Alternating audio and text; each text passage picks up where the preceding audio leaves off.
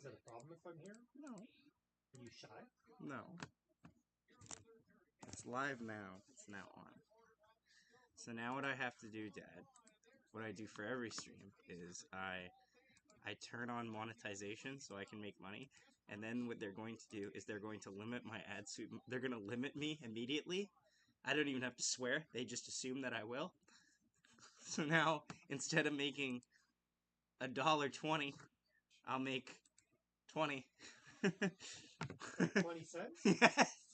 Well, then why didn't you stop swearing? I don't. I didn't swear. They just assume that I will.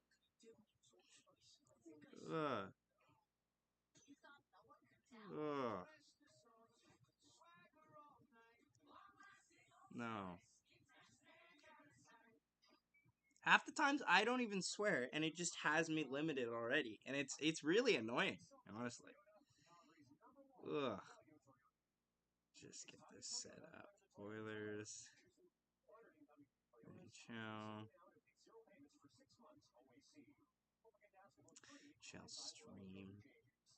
No, but we will be live streaming the Oilers and Vegas Golden Knights Game 5. Right now, the Panthers and Leafs are on right now, Game 5. Very close. We'll watch the end of that because Sportsnet will probably not even start the other game till this one ends, unless it goes to overtime. Which I'd rather it not, but, you know, we'll see. Oilers versus Vegas Golden Knights.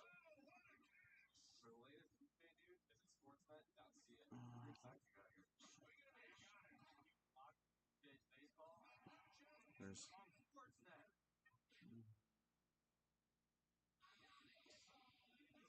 We'll turn it down a little bit because I'm not sure.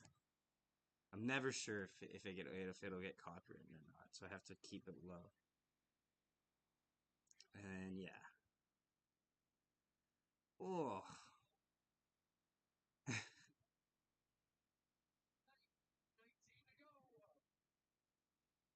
Did you see the Leaf School? The one Leaf School that they got? No. It was pretty weak, actually. Well, it was one of those ones where Bobrovsky thought that it was going to be a straight shot, so he plays it completely into the body, completely, like, square. Yeah. And in actuality, probably should have been a little more off-centered, because it just goes right through the arm. Like, it pops through. It's not a good goal. Ugh. Yeah.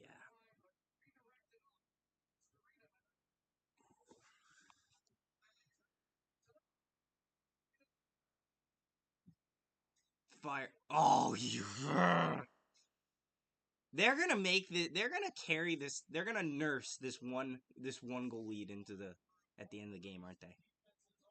The man, the myth, the legend, Carter. Carter is at the Winnipeg Ice game right now. I'm going to the game tomorrow. Carter's going to the Winnipeg Ice game tonight. How did that not go 5-hole? Right now, we're watching the end of the Leafs game. Yeah, don't forget to share the link around. Appreciate y'all tuning in. But yeah, it'll be a fun game tonight.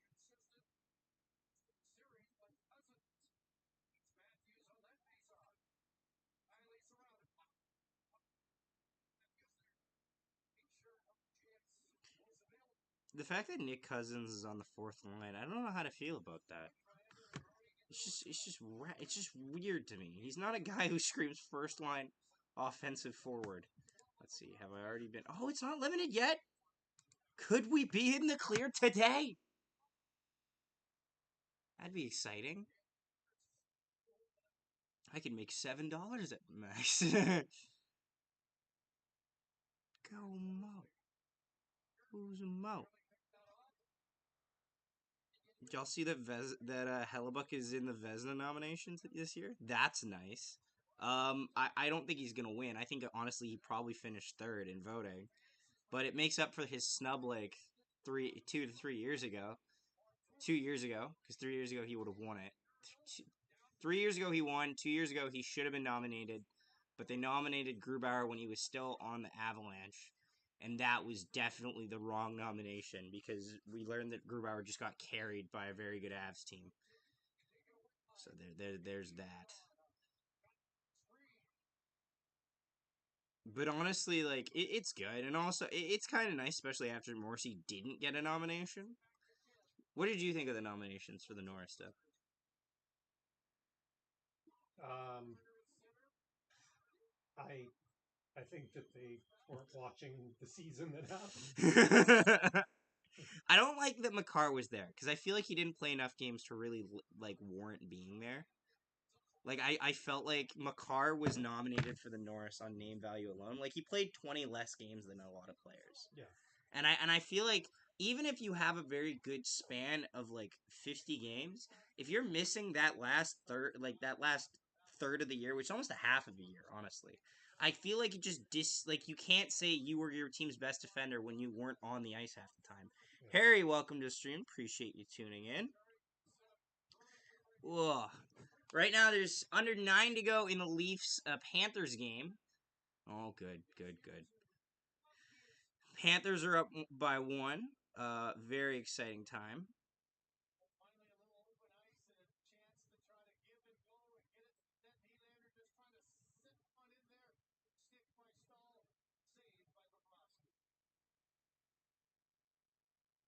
Ugh.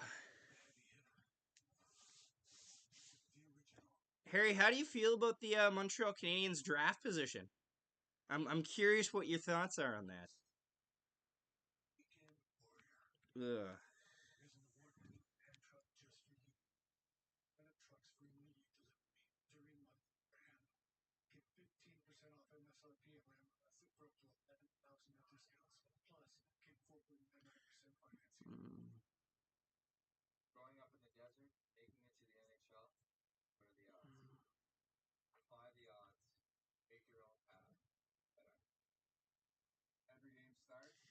Mm. Ooh.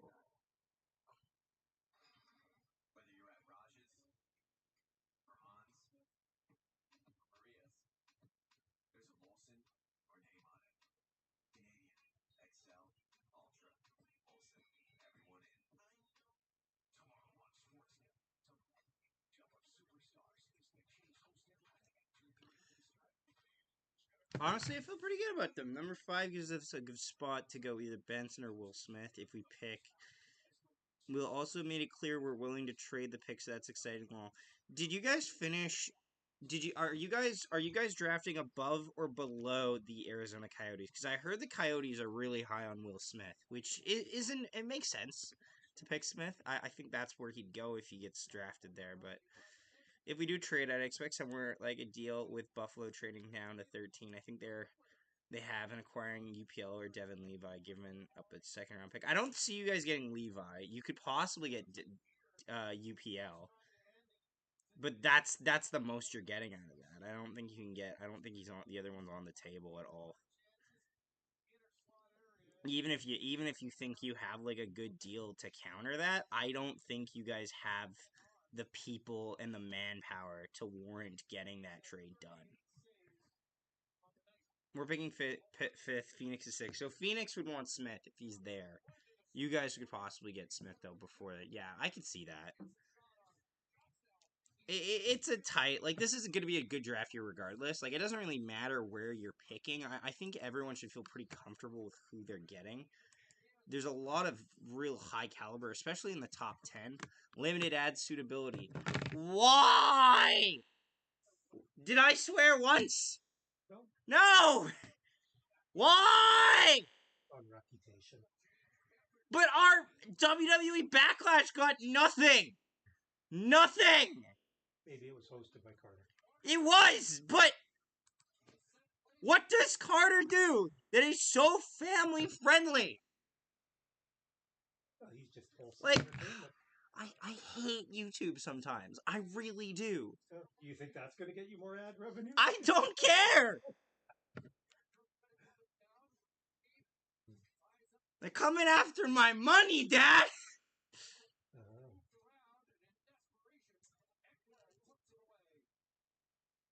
Oi. The audacity.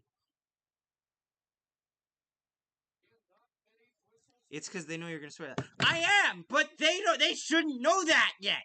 They shouldn't know that I'm going to swear. Oh, they know. Like, No, like, and also, you know what's the most annoying part? Oh, right there. No! Yeah, no! Score on them, Florida!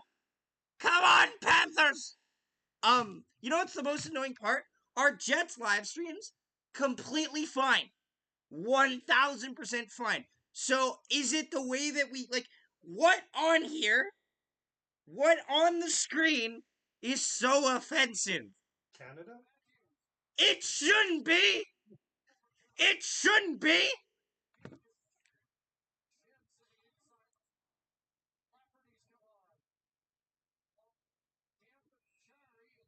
Like, instead of making, like, I'm not saying we'd make a lot of money on this. I'm not.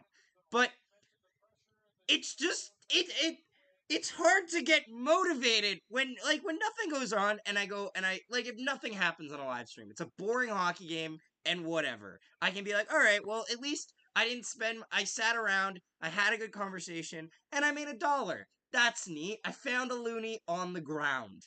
That's one more loony than I had the other day. But if YouTube goes, yeah, but now we're limiting your suitability. So I had a great conversation, but at the end of it, if I forget the conversation, then I am nothing. I have nothing. Like the Oilers logo. Yes.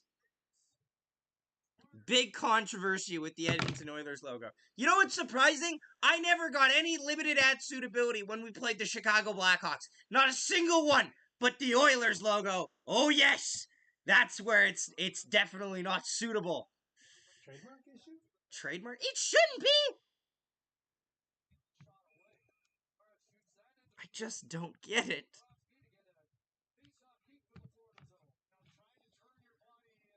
Oy. Nonsense. Nonsense.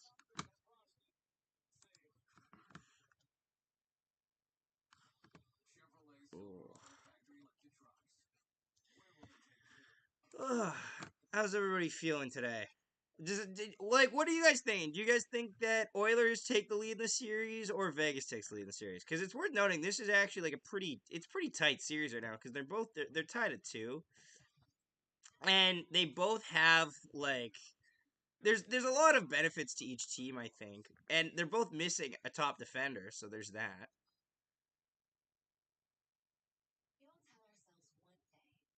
Whoa.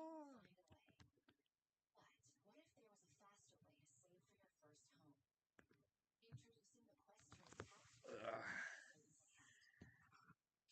Like, what did I do? What did I do? But why?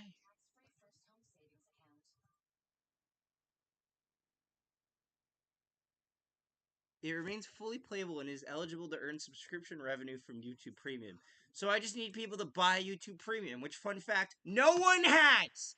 Not a single person on planet Earth has bought YouTube Premium.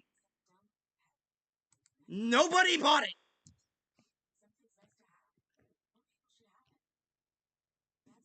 Oi. Yeah, Vegas can't be the problem though, because we streamed games against Vegas in the first round. We received donations from that for streaming games against Vegas, for God's sakes. What's the holdup? Oi.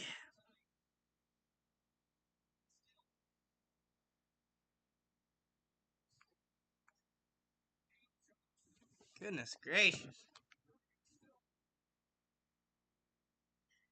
Hey man, hey Rick, welcome to the stream. Thank you so much for tuning in. Also, to the people that are here, do you want the Leafs to come back or do you want the Panthers to win this game? I feel like that should be a one-sided survey, but I still want it nonetheless. We're at the technically the pregame of the Oilers and Knights game, which is which we are at the last 5 minutes of the Leafs and Panthers game with the Florida Panthers up 2-1. Lot of emotions here.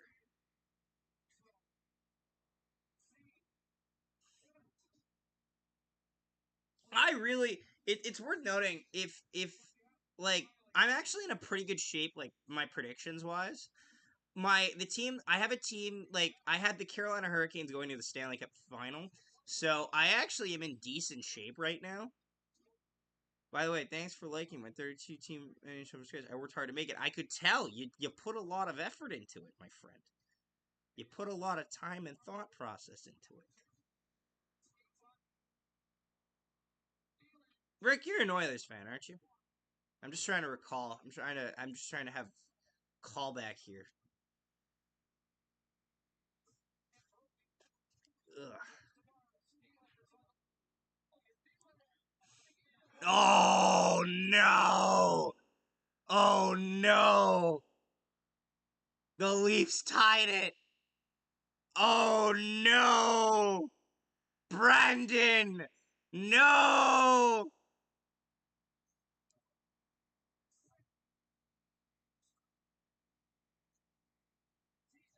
No! Oh god, no! Make it stop!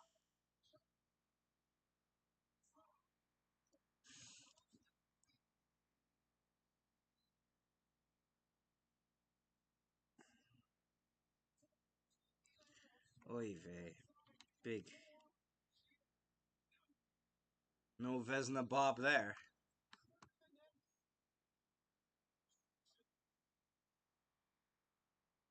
Can there be an offside? I don't think so. Woo! Only happy because of my friend. Yeah, that's fair. God damn it. Who do you think you are? Yeah, that's the vibe. Hi again from Northern Manitoba. Hi Davidson, how you doing? Oh my god, stop him. Stop them.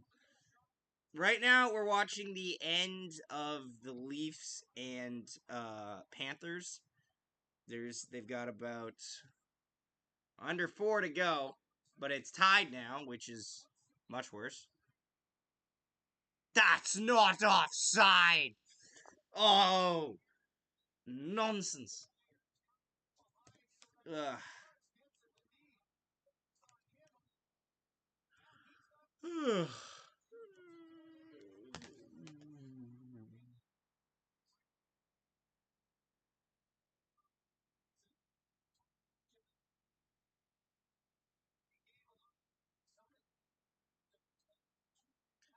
Ugh. Right now, I'm just staring at the Leafs Panthers game. There's under 4 to go. Now we're tied at 2. Not ideal if you want the Panthers to win, like most people outside of Ontario. God. Panthers have looked really flat since the first period, though. They scored too early, and then they've done nothing since then. So, I mean, like, the Leafs have the advantage here.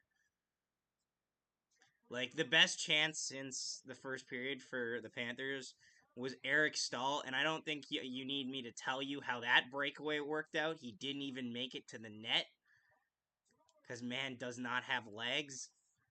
Oh my god, stop them. That's not a penalty. Get out of here.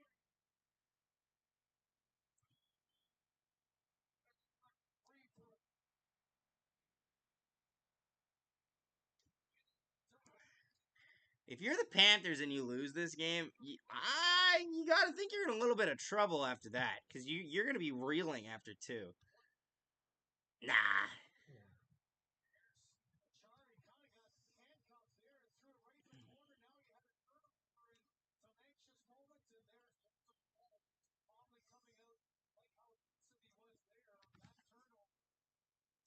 Ugh. 2:37 to go. Shot count 43-36 for the Leafs. Jesus. Jesus. Oh, there's Justin Hall. If Florida's gonna win, he better be on the ice for it. If the Leafs are gonna lose, Justin Hall's gonna be on the ice to do it.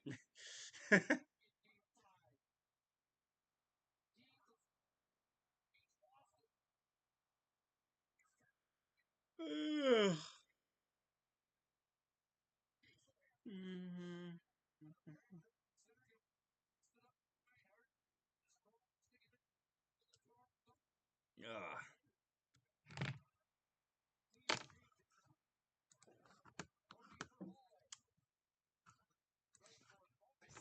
Yep, icing.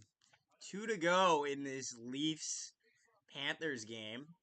Icing against the Leafs here.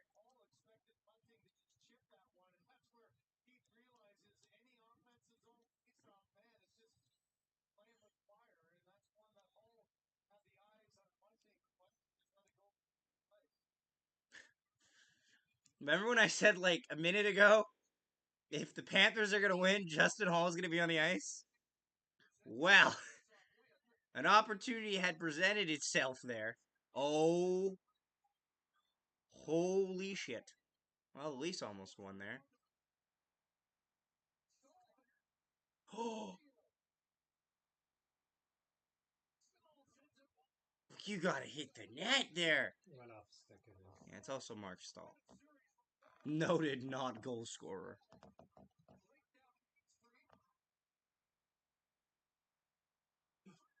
Oh, there's just disaster happening in Ah, no! Canada just I feel that, Jackson. I feel that. Welcome to the stream, Jackson. Oh, God. Oh, goodness gracious.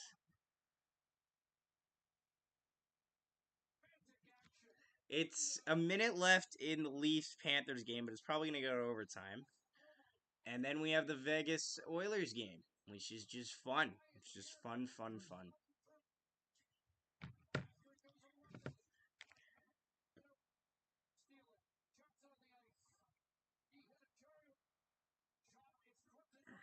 Go, go! Ah!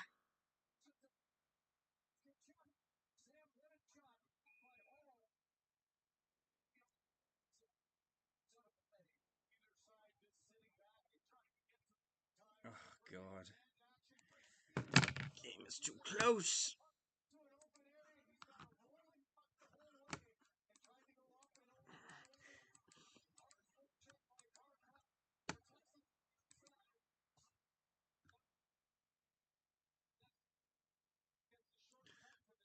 So, Dad, here's the list of because I'm still not over this.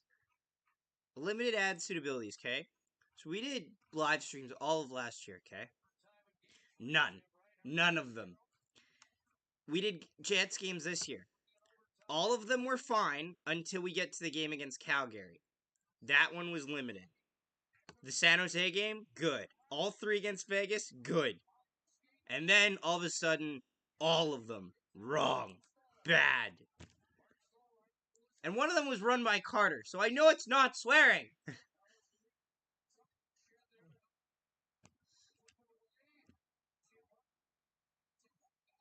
Nah, that's a dive. Whatever. That's a dive.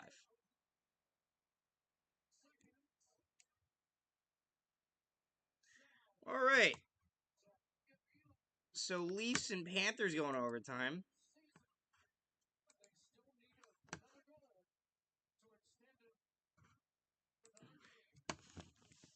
That's where we get a Sam Bennett 1T in the slot.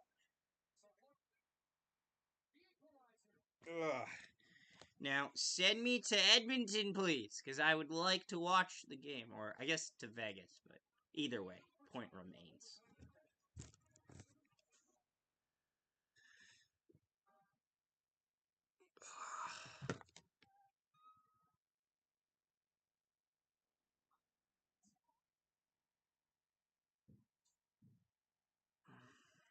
Do you think Panthers are winning that? Or the Leafs? Tonight? Yeah. Or the Panthers? No, the Panthers. Be another. It'll be another year of utter disappointment and reflection. I see.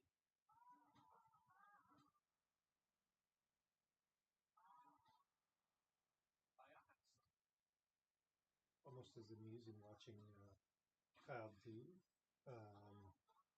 this lose his mind. I kind of wish they had a camera for our games too. Like for Jets games? Mm-hmm. Why? You think Shalabayup is up there losing his mind? I just want to see how Chevy would be reacting in his press box as the Jets get destroyed in a random home game. Do you think he's one of those real quiet ones, or do you think he's one of the ones that's throwing bottles? Oh, he's got a slow burn, I think. I gotta think that Kevin's got a slow burn as well too. Welcome to the stream, Blake. Thank you so much for tuning in. Like people in the chat. This is the question. How do we think Kevin Cheveldayoff acts in the press box when the Jets are losing a game? Because we always, always get the Dubas cam. I would like the Chevy cam. I would like the Chevy cam. The Chevy cam is a great idea that I would love to see. Another one who's good for losing his mind. Cam Neely from Boston. Yeah, Neely's good for that too. Yeah, you're right. Cam Neely's actually really good at that. He looks like people around him could die. He's better at losing it than he was a player. It's arguable. No, he's a good player. He was a good player, but I don't know. He was a friend of Michael J. Fox. Yeah, is he? Yeah. What? I just remember the one of him just chucking the water bottle after that game against St. Louis, where Bozak slewfoots him and just turns and just hucks it. The whole room is just staring with murderous intent, and he's just gets up, he goes, it doesn't matter if I swear, because it's unmonetized anyway. Fuck this! And just throws the thing, and you can see it fucking bounce. It bounces. Yeah. Do you know how hard it is to make a plastic water bottle bounce? Those things just hit and go. You gotta throw with intent.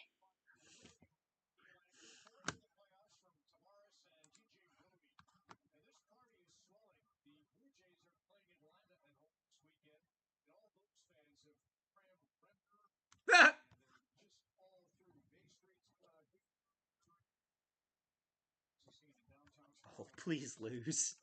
Please lose.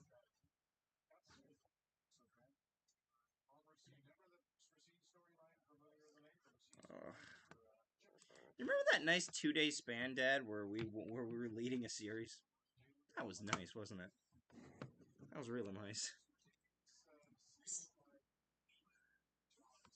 That was a real cool time. We were walking around wonder what we're gonna do with our playoff revenue. Maybe we've only won one game. We've won one game. Maybe we'll get 3 home games. Ooh. No. We get 2. You get a long 2, but you get 2.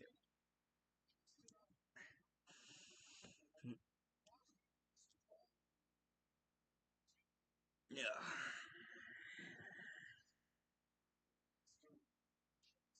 Okay, so I'm on the West. What do I have to do to get to the Edmonton versus Vegas game? Okay, actually, I want to know your question on this. How do we feel about Dallas Eakins on the panel? Because I like Dallas Eakins on the panel. I like what they're doing with these having these former or current head coaches on the panel. Mm-hmm. I like it better, arguably, than the players on the panel. Yeah. I hate Kevin Bieksa on the panel with a fire reserved from a fire of burning passion right now. You don't like him? I hate Kevin Bieksa on the panel because he says the dumbest things, and everything that he says is secretly it's those you can connect the dots on what message he's trying to tell you, and it's all to justify his shitty performance as a player. There's a talking about a hit, and he's like, no, I like this play. It's a proper physical. It's no, that's not what you're saying, Kevin. For example, I'll give you a perfect example. Today's game. Leafs scored, and he's like, yeah, but what is defined? There's no defined stoppage in play, even though everyone's standing straight-legged, and the puck's under Bobrovsky. And I'm like, well, it makes sense that Kevin Bieksa would agree with that. His most famous goal was a goal that was scored because everyone thought the puck went out of play. I completely agree with his idea that the play shouldn't be stopped until there's a whistle. Like, I don't know.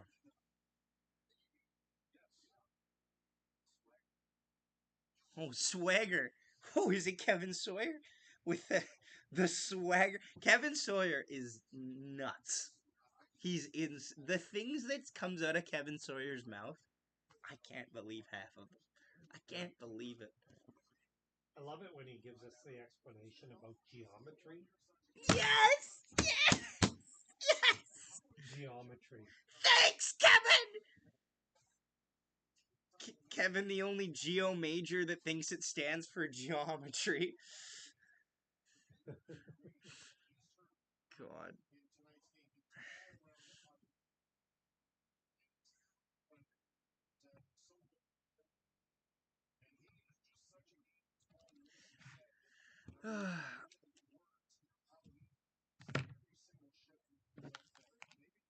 It's weird that I'm watching Paul Maurice in the second round. Not gonna lie, it's quite strange to me.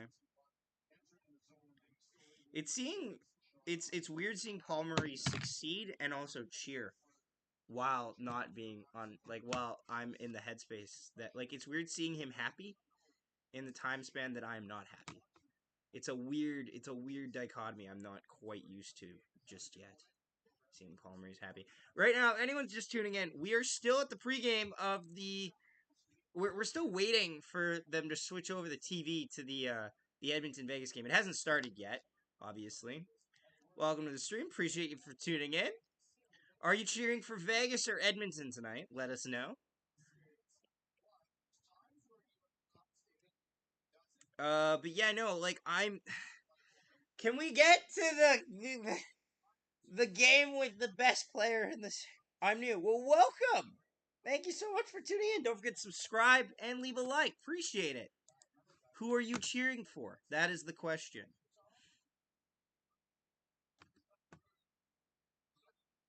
Yeah. Oh man, him and Kelly Rudy were going at it on the panel, like, about that goal, because Kelly Rudy's like, if everyone's standing up straight up, like, he's getting off. Go Kansas City, brother. That is a trip and a half.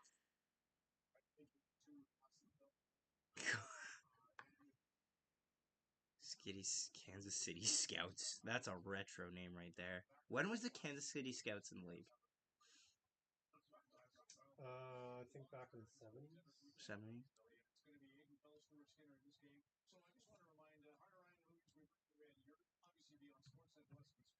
I think it's around the era of the Golden Seals. Golden Seals.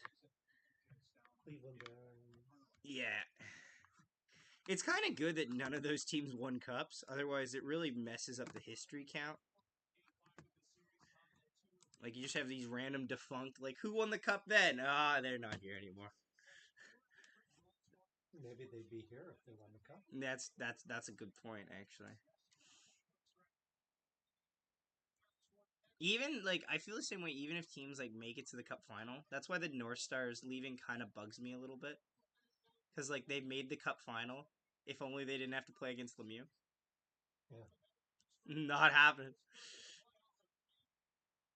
It's a cup. Although they didn't leave because of lack of support, the owner moved them. Yeah, no, I remember hearing about that. Bro thinks he's Heisen.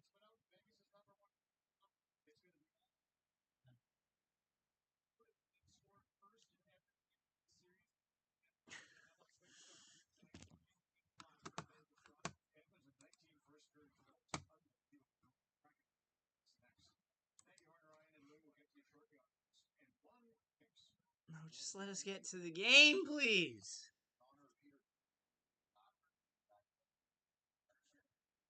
Again, why is he saying this? Because he himself didn't score many goals either. It's all a part of Kevin Bieksa trying to justify Kevin Bieksa's game.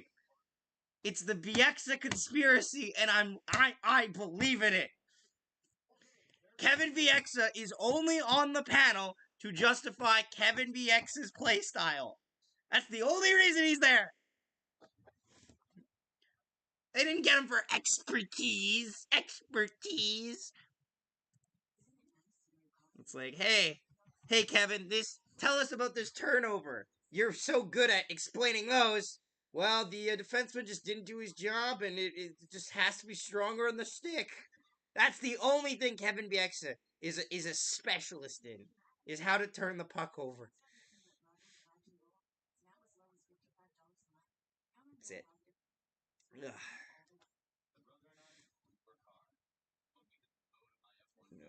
Any predictions for the score tonight, chat? Any scoring predictions? Or like, well, you could pick, okay, well, you can go two ways. You can either say who will score or what will the score be? And those are two separate predictions that you can make. Dad, what do you think the score will be? I don't know. Hill's playing again, right? Yeah, both teams are missing their top. They're arguably their top, one of their top defensemen. I was gonna say it's not Edmonton's top defenseman. I was gonna say, yeah, Pietrangelo, like Theodore above Pietrangelo. No, I'm saying Edmonton's not losing their top defenseman. Who's you saying their top defenseman? Bouchard. Ekholm. Okay. Oh, okay. I guess I see that.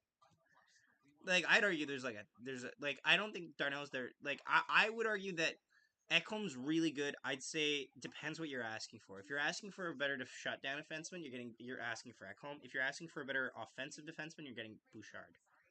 I think that's the way you go on that. And then I'd also say that Theodore could possibly be as good as Pietrangelo, although Pietrangelo is more offensively inclined. Yeah. 4-2 Edmonton. 4-2 Edmonton. I could see that. Knowing my luck, it's going to be like 6-1 Vegas. Hope not. I can't imagine. But then they do it, and then you're just like, oh, no.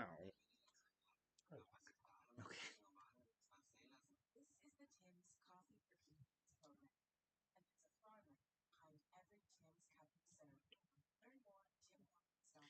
Ugh.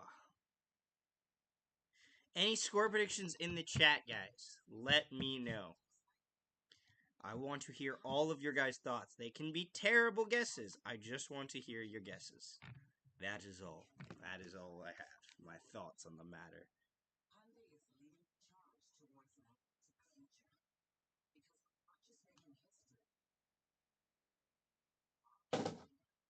Wow. Make wah.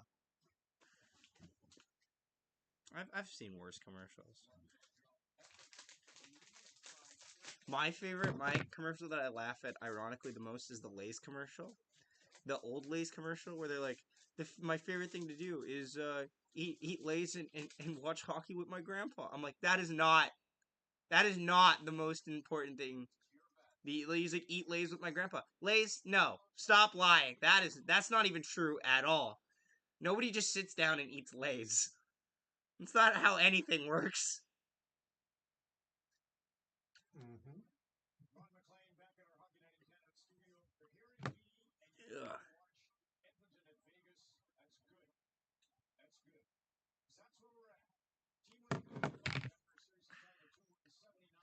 There you go.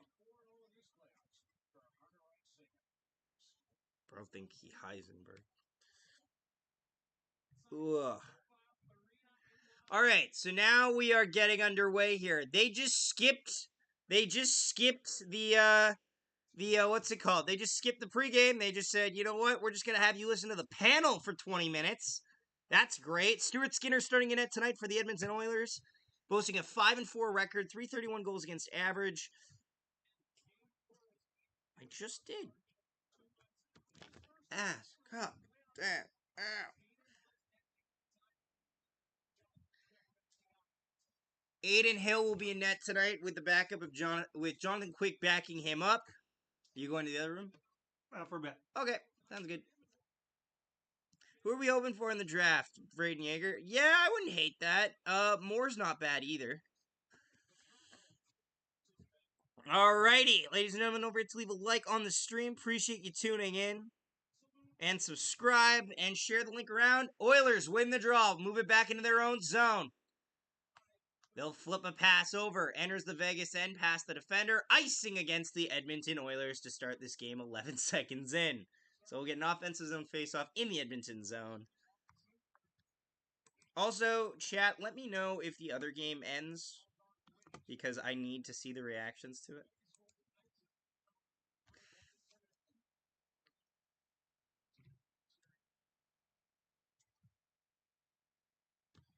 Any score predictions here, guys? Let me know. Vegas wins the draw in the offensive zone. Back to the point. Moves it down to the wall. Shot by Stone. That gets blocked. Edmonton picks it up. Works it out of their own zone to neutral ice, and they'll just push it ahead and then go off for a line change. Vegas gets to it in their own zone. Looking to move out. This is going to be a hard-hitting game, I expect, but we could see it. Vegas working out from behind their own net. Almost gets picked off there, but the DDD pass connects. Moving it out of their own zone. Passing it to the opposing blue line. We'll flip it in. A little bit of a space here. Wrap around, chance shot. What a save by Stuart Skinner! How did that not go in? Chandler Stevenson. I have no idea how that stayed out of the net. Looked like he had all the time in the world on the wraparound. And Skinner shuts the door. Off the post and doesn't make it there. A great defensive play. Is that Leon Draisaitl? Just stuns the play there and just gives his goaltender enough time to react. Edmonton working out of their own zone. Flips it in. Race into the corner for it. Battle down low. Steve Dangel's streak is taking away your views. Stream. Oh, it may be, but I'd argue that I'm just not getting many views anyway, and that's okay. I just appreciate having people here. Oh, and now there's going to be a penalty coming up. The Golden Knights will go to the penalty first here. Riley Smith is going to get a hooking penalty, and the Edmonton Oilers are going to get a power play early in this period. So this is a weird one. So Bouchard knows that the stick is in his arm, and he's like, what do I do here? And so there's a little pause there, and then Smith just tries to yank it out. It's a little bit of a delayed penalty, I'd say. Like, it takes a while for them to actually properly call it, but it is the right call. Power play here for the Edmonton Oilers, and you know what that means. Edmonton Oilers, the most dangerous power play in the playoffs, in the regular season, in anything. Will they be able to connect? Don't forget to leave a like, guys. Appreciate all of you guys being here. I know it's not a big turnout, but that's fine. I just like doing these. I like talking to you guys as much as I can. So, first unit out here, Draisaitl gets kicked out of the draw. McDavid comes in to take it. McDavid wins the draw. Back to the point. Oilers to the wall. Down low. Behind the net. Works his way around. Back to the point. To the top of the circle. To the point. Fires. That gets stopped. Oilers keep it alive, though. Move it down low along the boards. McDavid gets to it. Battle there, and the Knights will look to flip it out. They don't get enough on it, but now they'll just get it over the blue line. Oilers pick it up and are regrouping in the neutral zone. Leaves it there for Bouchard. Bouchard taking his time. Works it in. McDavid with speed. Enters the zone. Cuts to the front. Chance that gets stopped there by Hill. Oilers still on it, though. Oilers keep it alive in the offensive zone. Back to the point for Bouchard. Bouchard to McDavid. Walks. Back to Bouchard. Fires. That gets blocked. Gets it all the way down. Oilers keep possession. 1:10 left to go in the power play. Bouchard at the slot. Over to McDavid. High circle. Back to the slot. Waiting. Down low at the bottom of the circle. Out into the circle. Oilers still have it. Hey, Nicole. Welcome to the stream. Thank you for tuning in. Go Oilers. Thanks. Oilers have it top, in the point, down low, in the slot area, chance that gets blocked, back to the point, Bouchard fires, that gets blocked again, now we're back to even strength, back to the point again for Bouchard, oh no, still 30 seconds left in the power play, they just didn't show it, okay, McDavid now, down low in the circle of Draisaitl, back to the point, over to McDavid. Waits. He's got two men on him. Tries to give a pass over to Draisaitl. Can't connect. Back to the point for Bouchard. Over to McDavid at the top of the circle. Shot on net. That goes wide. Back for McDavid on the side. Oh, nice. Shot, save, rebound, they score! Connor McDavid! The Oilers have an early 1-0 lead.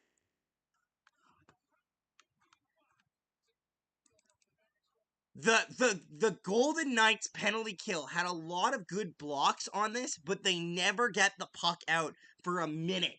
And the Oilers just work and work and work and work. And sooner or later, it's like a monsoon just coming all over the Vegas Golden Knights, and they just can't stop it. They just cannot stop it. And just like that, McDavid makes it 1-0 Oilers. Oilers, a chance out front. That gets stopped there by Hill. Back to the point. Oilers have it in the zone. Moving it around. Top of the circle. Blast one that gets blocked there by the defender. Vegas looks to move it out of their own zone. They'll get it to neutral ice and doesn't get out, though. McDavid, his 6th of the playoffs at 3:02 in the first period, assisted by Ryan Nugent-Hopkins and Zach Hyman on the power play. Vegas has in the offensive zone, and this is right after Chandler Stevenson had a glorious wraparound stop there by the stick of Draisaitl. Back to the point, fire, save by Skinner, they score! Jack Eichel answers right back! And so this is going to be the story, isn't it? Golden Knights, Skinner looks way out of his comfort level. I don't know what happens here, but Skinner has no chance in this. Now, this is a weird one. This one might get reviewed because Eichel cuts through the net. He cuts through the blue paint to get past Skinner. I don't know.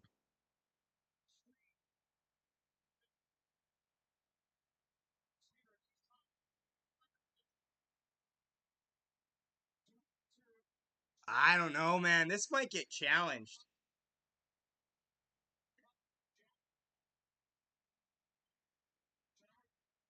We are getting a coach's challenge early in Game 5. The Edmonton Oilers are challenging for goaltender interference. Oh.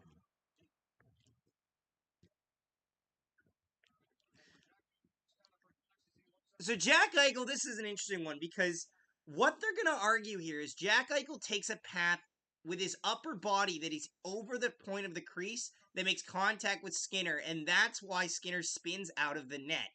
Now, it's a toughie because Stuart Skinner's on the edge of the blue paint. However, there is a point where Jack Eichel makes contact with Stuart Skinner that is in the blue paint. And that is what's going to get really the determining factor here. So let's see this.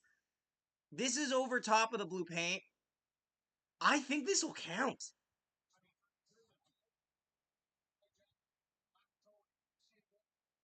I think this counts because, and I'm going to explain why.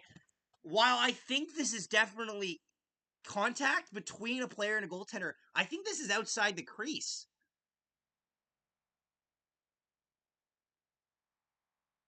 So now, and just like that, it is official. The Golden Knights have tied the game, and the Edmonton Oilers will be assessed a bench minor for delay of game.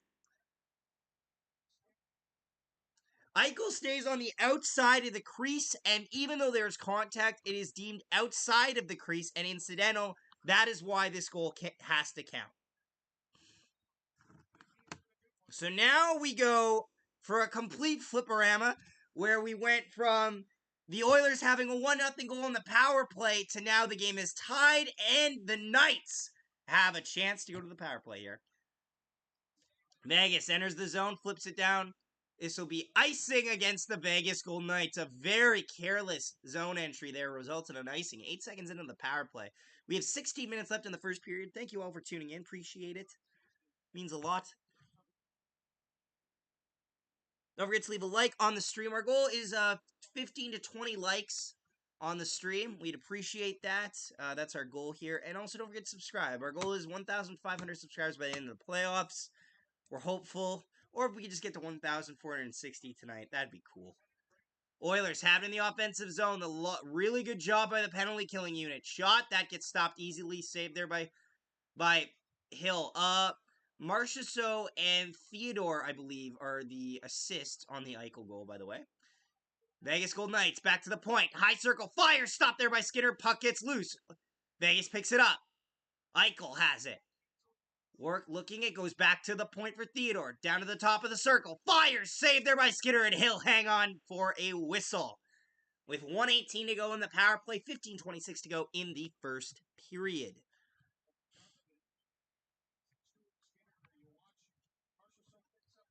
Really good offensive zone pressure by both teams, honestly, I have to say. It's Martinez and Marchessault on the assists, pardon me. Not Theodore and Marchessault on the assists. I had to check. I was saying a save by Hill and the names flashed, and I read MM and I didn't even make anything of it. Oilers win the draw, and they'll dump it all the way down the ice to kill off some of this penalty. Vegas has it in their own zone, looking to move it out. Enters the attacking zone, cuts through the defenders, tries to draw a call there. Is he successful? No. No call there. Vegas holds it in the line, though. Go D to D, top of the circle, walking in a little bit, cuts down low. Chance out front, shot stopped there by Skinner. Rebound, another save by Stuart Skinner, and the puck gets loose. Back out to the front, to the point. Wait, top of the circle, in the slot, can't connect on the pass. And they battle in the corner for it. Vegas still has possession, still in the power play for 30 more seconds. Vegas has it. Top of the circle, wires one block there by the Oilers. Vegas keeps on it. They still battling for it. Fans want a penalty for a hit. I don't know why. Back the other way come the Oilers. Working out of their own zone. Oh, big hit there. But the Oilers do a good job of containing that time. Vegas still regrouping in their own zone. 10 seconds to play on this power play. This is their last little bit of a rush chance. Shot stopped there by Stuart Skinner. Puck goes around the boards. 5 seconds left. 4, 3, 2, 1. We are back to even strength. Shot that gets deflected wide. Back the other way come the Oilers. 3-on-2. McDavid leading it. Back there. That gets stuffed there by the defense. Battle on the boards for it. Working it around. Vegas picks it up. Working it out of their own zone. A 3-on-2 of sorts. That gets broken up by the two defense. Back the other way.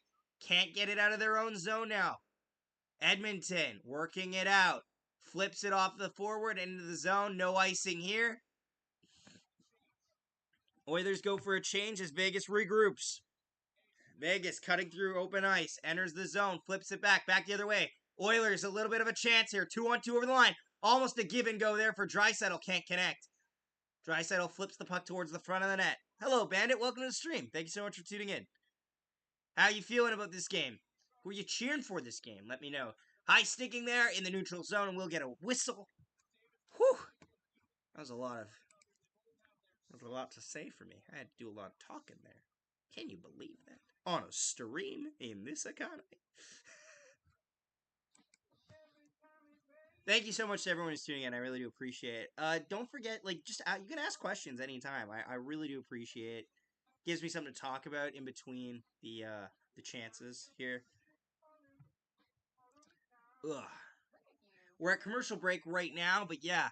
McDavid made it 1-0 on the power play. Eichel tied it less than a minute later, it'd have to be. And you know what? That is something the Vegas Golden Knights have been very good at doing. They have done exceptionally well answering back. They have in all of their wins on record, even they've done especially well against the Oilers, but even against Winnipeg, they were able to score and get them back, and they would score in bunches, or they would score after the opponent scored on them to maintain momentum. It always felt like you were climbing a mountain when you were fighting Vegas. If you took one wrong step and were tried to be bold, you would slip down the mountain all too easily. That's kind of what it felt like. As somebody who was watching the Jets play against the Vegas Golden Knights, they scored in bunches and would just open up the game against us, and we could never really combat that. Unless you have a high offensive talent that can drag you out of there, which fortunately for the Oilers they do with McDavid and Draisaitl especially. If you don't have that offensive talent, it'll take you such an immense amount of time to get back to that even playing field after Vegas scores in bunches. So it'll be interesting to see who scores next and how long it takes them. But right now, Vegas has to be feeling the momentum. Yes, they didn't score on the power play, but still, they've done a very good job of controlling the game when it's been on even strength. Just don't take a penalty if you're the Vegas Golden Knights. It's simple. It's don't take a penalty and just stick to what you've been at so far, and that's been the best sign that I can. That's the best advice I can give him, honestly. Not that I'm in any position to give him. Maggie from Vegas, go Knights! Thanks for covering. I subbed. Well, appreciate that, Maggie. Thank you so much for tuning in.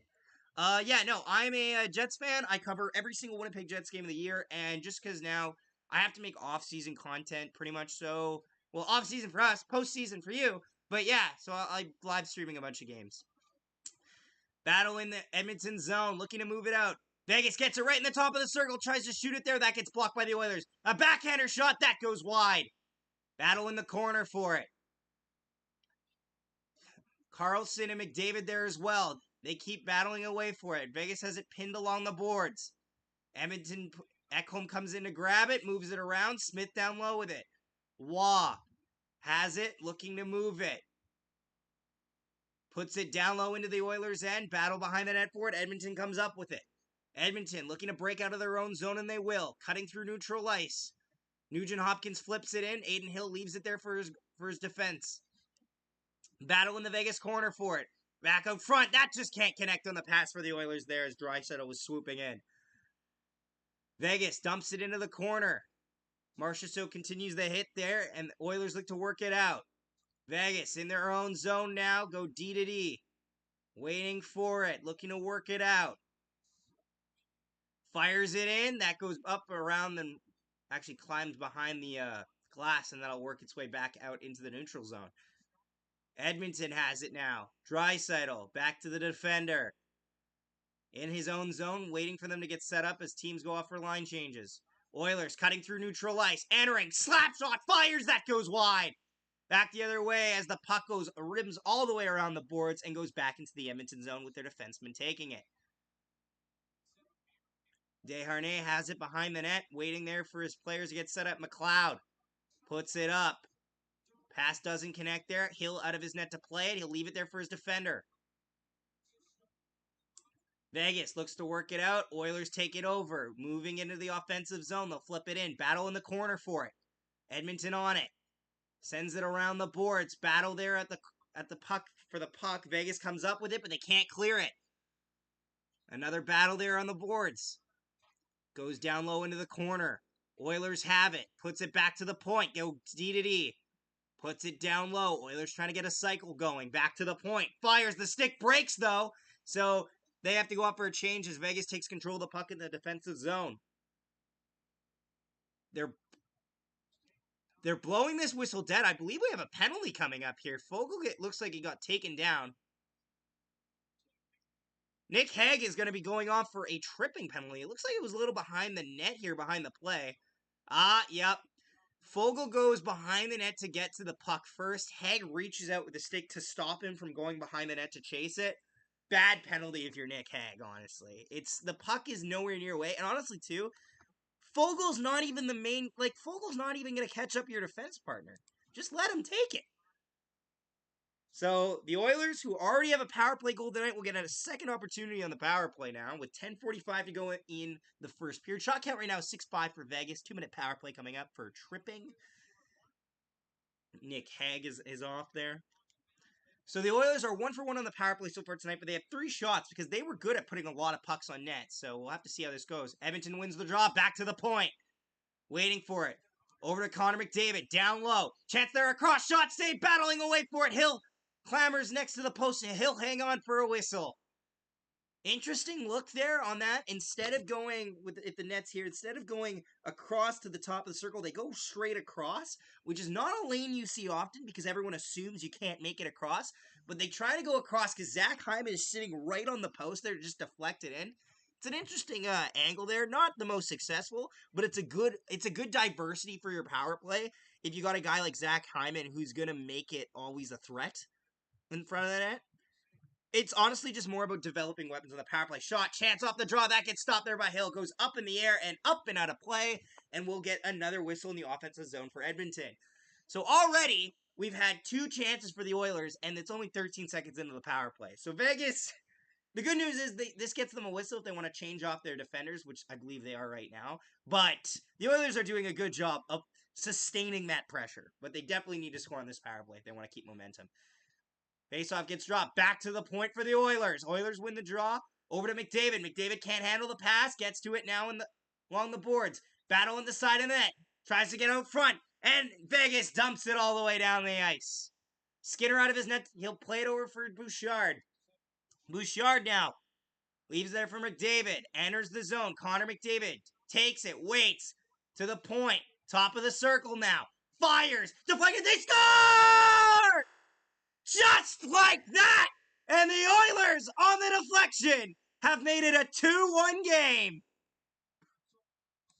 The Oilers power play again connects. I don't know who's in front of net. This puck bounces around a lot in front of the net here. Might be Zach Hyman's goal, honestly.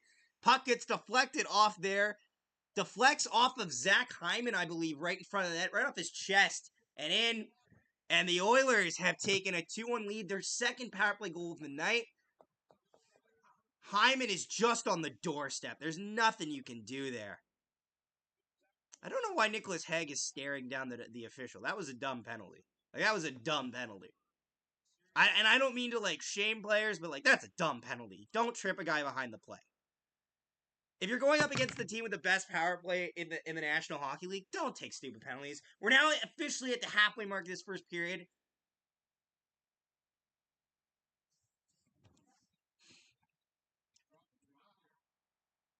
Did Vegas want to challenge that? Bruce Cassidy is not happy right now. They dropped the puck, but they might have waited too long to want to challenge here. I don't know what that is, but honestly, this play looks okay. It looks like just one of those simple stop rebound goal by Hyman. But yeah. Anyway, Vegas looking to work out of their own zone, enters the offensive zone. Nugent Hopkins and Bouchard on the Hyman goal are the assists. Vegas has the offensive zone. Last time it took Vegas under a minute to tie the game after the Oilers went up 1-0. Let's see how long it takes this time. Vegas back to the point. Shot deflected. That goes up in the air, and that'll go up and out of play. Close chance there by the Golden Knights. All right, I'm getting more people. Does that mean that the Panthers and Leafs game ended? Or does that just mean that... Oh, no, just people are tuning in. Well, thank you so much for tuning in. If this is your first time, don't forget to subscribe, leave a like. We're at commercial break right now. That's why I'm talking and saying all this spiel. But yeah, don't forget to leave a like on the video. We do notice it. We do notice how many likes we get, and we really do appreciate that. Our goal on this stream is 15 to 20 likes. So if you could just help us get there, that would mean a lot. Also, if this is your first time, say hello. I love seeing new accounts on here and coming into our comment sections and all that. It's always great to see. It's great seeing more people around the community and hearing from people that cheer for other teams, because I am predominantly a Winnipeg Jets content creator, but I cover all 82 games. So at one point, statistically speaking, I will actually meet you. I will play your team at a point in the year. And knowing the Winnipeg Jets, I'll probably lose to your team. But yeah, it's been a good game so far, honestly. It's been a very good competitive game. And it's given us a lot of angles here. It's shown that the Oilers' power play is not stopping even for the playoffs. It's also showing us, too, that there is a great counterattack here by the Golden Knights that is being the Golden Knights' counterattack is one of the scariest I have, because they're able to pull momentum out of nothing. And that's something that all good teams with a lot of scoring depth have. It doesn't really matter if you score on them. They'll just get one right back. JM said, I added a link. I only have CBC, and they're still playing Toronto, Florida, and I didn't pay extra for Sportsnet. Oh, well, thank you so much for tuning in, Jay. I pay for we pay for Sportsnet and TSN and all that stuff. Yeah, so they scored a minute and a second later. I was off by a second. But last time the Golden Knights tied it. Yeah, they're talking about it. Holy shit! They're talking about it right now!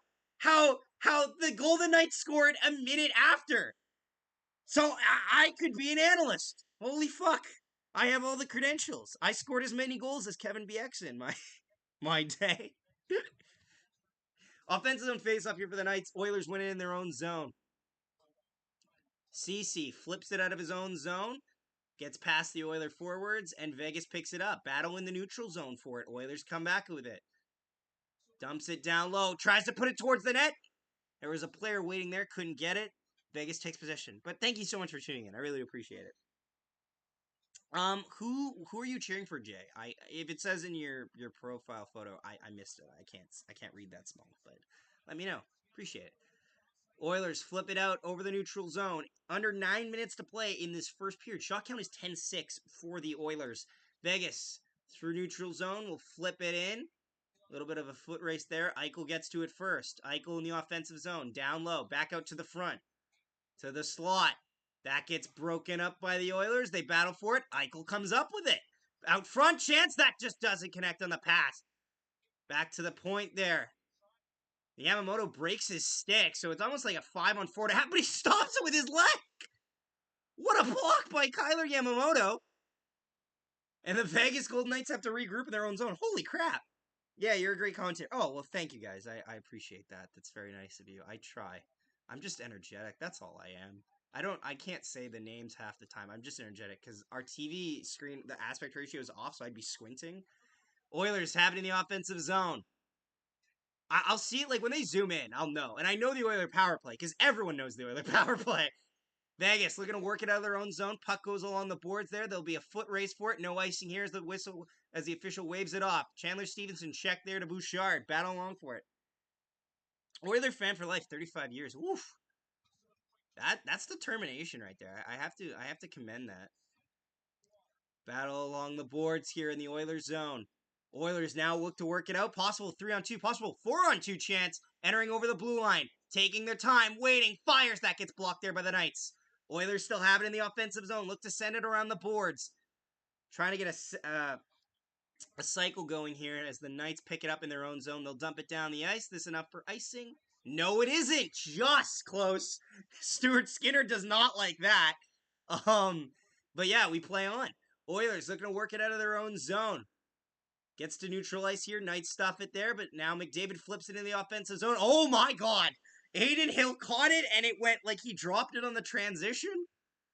Oilers have it in the offensive zone. That gets broken up. Back the other way come the Golden Knights. 3-on-1. Over the line. Moving in. Fires. That gets stopped. Rebound. Another chance. That gets stopped too. Oh, good save there by Stuart Skinner to keep this a 2-1 game. Back the other way come the Oilers. Takes this time at getting into the zone. Waiting. Hop of the circle. Fire. Stop there by Aiden Hill. Rebound. Another save by Aiden Hill. And we will get a whistle. Woo! Chances back and forth between the Oilers and Knights. But honestly, this, like, it's funny with this series because people have been complaining about our second round. And you know what? I agree with it. They're just reviewing footage, so I can say this. The second round has kind of sucked a little bit. Now, hear me out. I love seeing high-powered offenses, but the amount of times where the game ends 5-1 is a little infuriating. After seeing all those overtime games and all those tight matchups in the first round, the second round hasn't totally lived up to the hype. That being said, the opposing side of that is when Team Florida won. Fuck! Yes! Yes! Please! Yes! Woo! Panthers, baby! God! All those Leaf fans mocked us! Nick Cousins from Ratko Gudis, get fucked! Okay, sorry. We play on. We play on. Neutral zone now. Vegas looking to work it out. Battle along the wall for it. Oilers come up with it. That's definitely offside. That's offside. Oh my god, there's going to be a penalty now.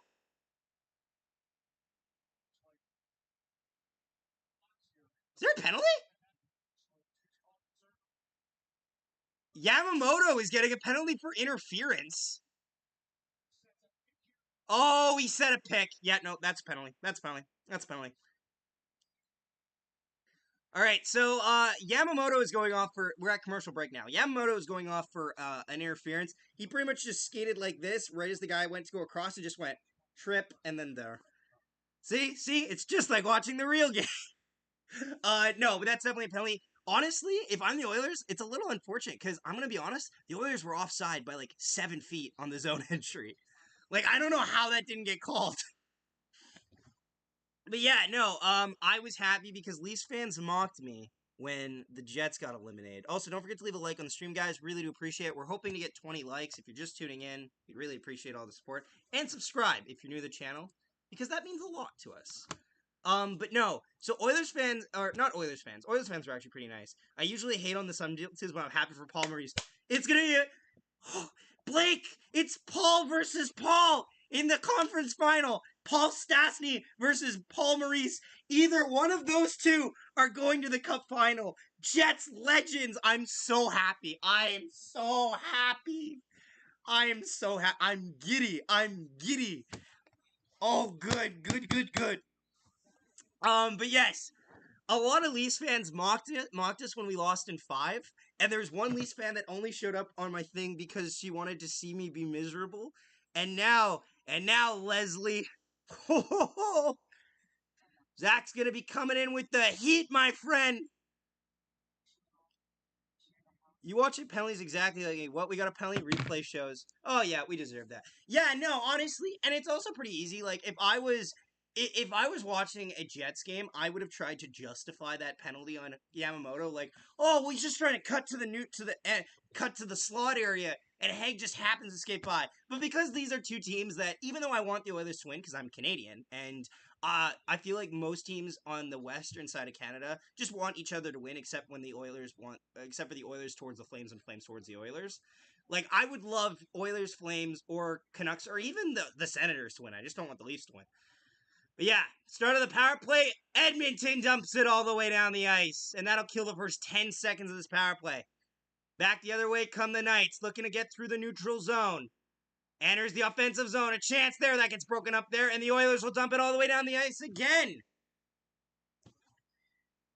Hill stops it there for Theodore. Theodore now is leading the power play. I don't know if he normally does, but without Pietrangelo, Theodore is the guy who leads the power play. Leafs fans think they're Canada's team. They've won 13 cups since... Yeah, the Leafs are not Canada's team. Oh, back the other way. Oilers, a one-on-one chance. Shot, easy save there by Aiden Hill, and he'll play it there for his defense. Almost gets picked off. Like, honestly, I'm happy with 95% of... The only other team that I'm not sure if I would be happy seeing win a Stanley Cup is the Montreal Canadiens. I don't know how I feel about them. They're the most meh, I feel. If Carey Price is their backup goalie, which at this point in his career, unfortunately, that's all he can do if he plays. Out to the front, chance shot, that gets stopped by Stuart Skinner! But other than that, I can't cheer for Canadian teams. It's like I can cheer for Canadian teams. Other than like the Habs, I'm meh, and the Leafs, I'm.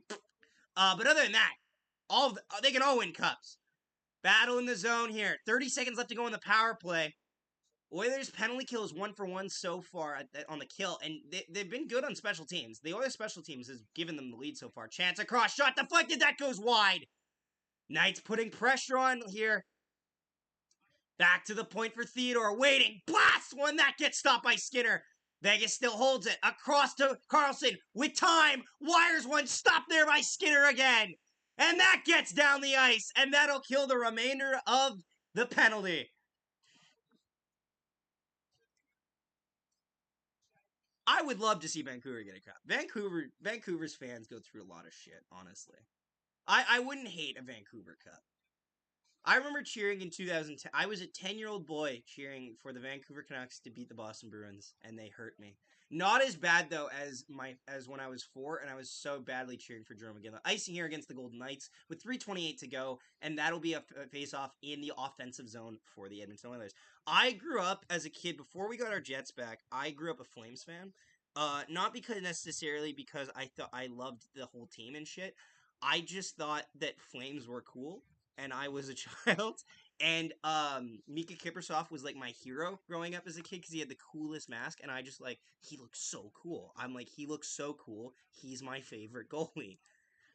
The fact that he was a good goalie as well was such a relief, because if I had a role model that sucked, it would suck, but you know, is what it is. Fence zone face off for the Oilers. Oilers win the draw. Go back to the point. D-to-D. Bouchard waiting. Leaves it there.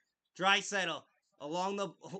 They walked the line there on the blue line there. Oilers still have it. Down low in the zone.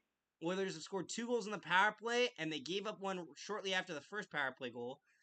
But they've killed off 2 penalties and scored twice in the power play. So special teams have been huge for the Oilers, which is the least surprising news since ever. Oilers back to the point, holding it in. Bouchard down low to the top of the circle. Bit of a spinorama there, loses the puck as the Oilers have to regroup in their own zone. Big hit there. Back the other way on the Knights. Penalty coming up, and that will be another penalty to the Edmonton Oilers. As a good penalty to take, as it stops at 2-on-1. But 86 on the Oilers is going to go off for tripping.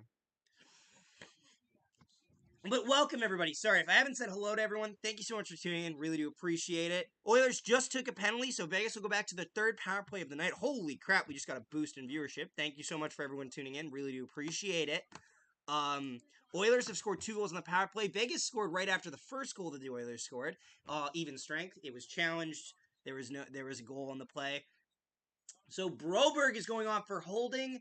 Yeah, you know what? You have to call it if it's in the slot area like that where it eliminates a scoring chance. Has to be a penalty. Offensive zone face up here for the Knights. Oilers win the draw. Taking his time, and he'll fire it all the way down the ice. Great start to the penalty kill for the Oilers. Oilers have been now shorthanded 3 times this first period. They've killed the first 2, and this is their 3rd attempt. Vegas enters the zone. Pass across, gets blocked there by the Edmonton defense. Vegas still has it, though. Down in the corner, back to the point for Eichel. Eichel has it, waiting, skates a little bit down the wall here. Looking for a lane, into the corner. Eichel still has it.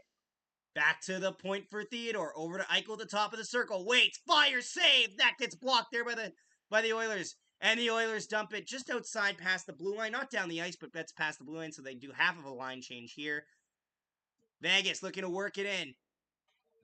Eichel has it again along the wall. Down low. Out front. Fires. Blocked there by the Oilers. And they'll get it down the ice again. Minute left to play in the power play. 1:40 to go in the first period. Yeah, Broberg will definitely have more ice time due to the fact that Nurse out. I think everyone's ice time goes up, honestly. Except Ekholm's, who probably just stays the same because he was doing a lot of minutes anyway. Oilers looking to try to get it out of their own zone. Can't get it. There's a lot of battling along the boards here. 40 seconds still to go. Back to the point. Gets out of the zone. All the way down the ice, and the Oilers will get another line change. Aiden Hill leaves it for his defender. Is that Ben Hutton on the second power play unit? I must be misreading that. Oh, chance there. It gets broken up. Oilers will dump it in. It'll be offside here as the Knights defender got pickpocketed there, but the puck just slid out of the zone. So Yamamoto couldn't really bring it in. A lot of pushing and shoving in this series. Honestly, it's just what you like to see.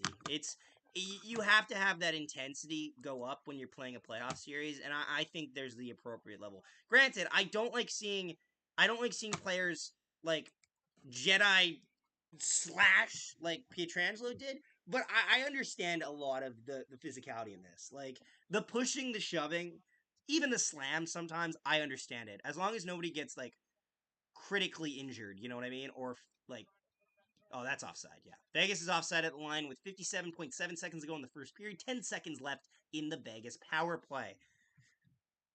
A very familiar story. The Oilers special teams has been on fire tonight. They've scored on every power play, and they've killed every penalty.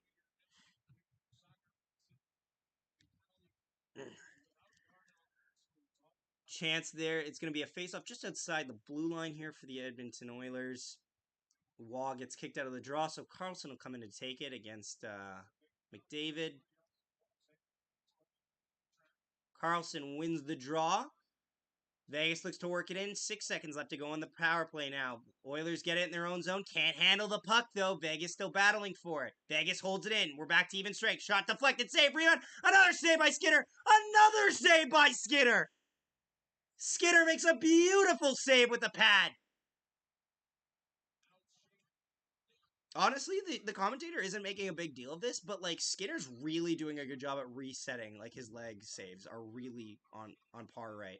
Chance that gets shot way wide as the Oilers take it in the offensive zone.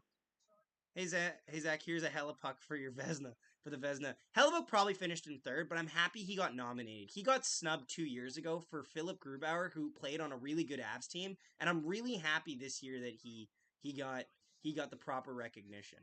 Chance to the point, shot stopped there by Aiden Hill. I keep saying Aiden Hill because his name just sounds like, just say Hill. And that'll do it for the end of the first period. 2-1 after 1 as we go into the Intermission. What are your guys' thoughts on the game? Now I get to grab a drink because my throat is shot. My voice is shot a little bit, but we want Florida exactly. I'm just gonna grab a drink quick. Be right back. Ah!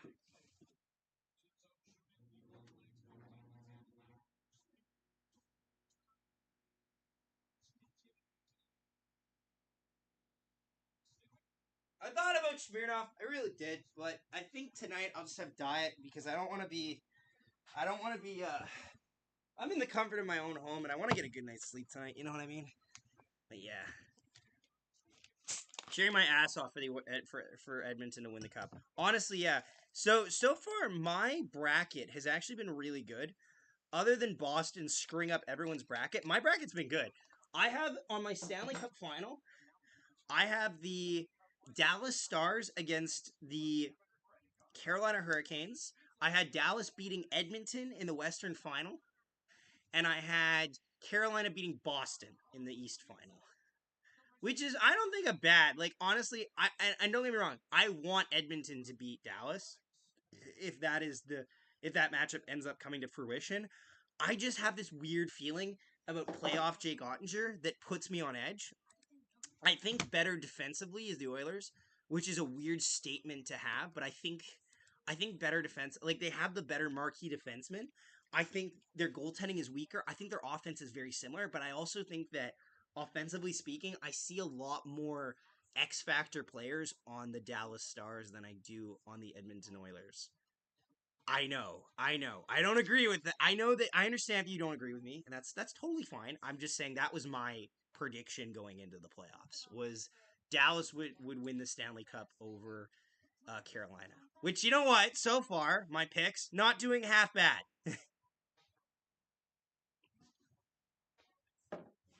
The only losses I had in the first round, I actually had Vegas beating Winnipeg, but I had it in six so that we get three whiteouts. I was mistaken. We got two whiteouts. I went to one of them actually. If you check out some of our content, I covered all of the games of the playoffs. I went to game 3 where we lost in double overtime, and I went to the they're showing the Ryan O'Reilly commercial. Bet that sucks now. Actually, you know what though? I'll say this. I don't like the Leafs. I really like Ryan O'Reilly. Ryan O'Reilly is the most likable guy on the Toronto Maple Leafs. Which might say something because he's been on the Toronto Maple Leafs for the least amount of time. I understand that. But like Ryan O'Reilly is an incredibly likable man. Like he played on a team in pretty much purgatory in the Buffalo Sabres. Moved over to the St. Louis Blues, won a goddamn cup there and became their captain. Like I got no intentions. Also, his grandmother is adorable. He's got like an 103-year-old grandmother who who cheers on the Leafs now because he's on it, which is just adorable. That's so nice. 40 viewers. Thank you so much to everyone tuning in. Appreciate it. We're just in intermission right now. Let us know who you're cheering for, though. Like, even if you're not cheering for Edmonton or Vegas, let me know what your team is, because I love meeting new people, honestly. And, like, so last year, I'll show you guys it here, because some people don't realize this. We covered every single Jets game, and you'll notice that has all. Oh, that's not gonna show. That's got all 82 games. We also cover the CFL because we're huge Bombers fans. Because Winnipeg is Bomber country. Um, but yeah, we cover every single Jets game. We actually went to New York this year, which was really fun. I got to see the Jets on their road trip, which I have to say, I used to really hate on. I used to really get annoyed by by crowds that go to like by away fans. Being an away fan is one of the funnest things I've ever done. There's nothing like being the only person having a good day surrounded by people having a miserable day because you're succeeding. It's a very unique feeling, and it's not it's not relatable to any other situation other than sports, and I love the feeling.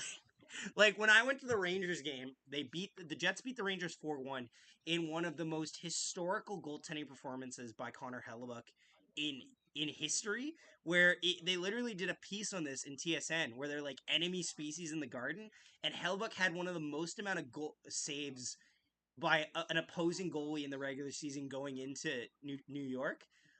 and it was so amazing. And I love that game with a passion. It was my favorite game of the year. Josh Morrissey broke the franchise record for points by a defenseman that year, but that game. And I have live reactions to it on our footage. But yeah, no, I was at that game. I am a Jets fan. Yes, I am, sir. Red Panda. Red pandas are adorable. Actually, red pandas like it has to be said. Red pandas are adorable.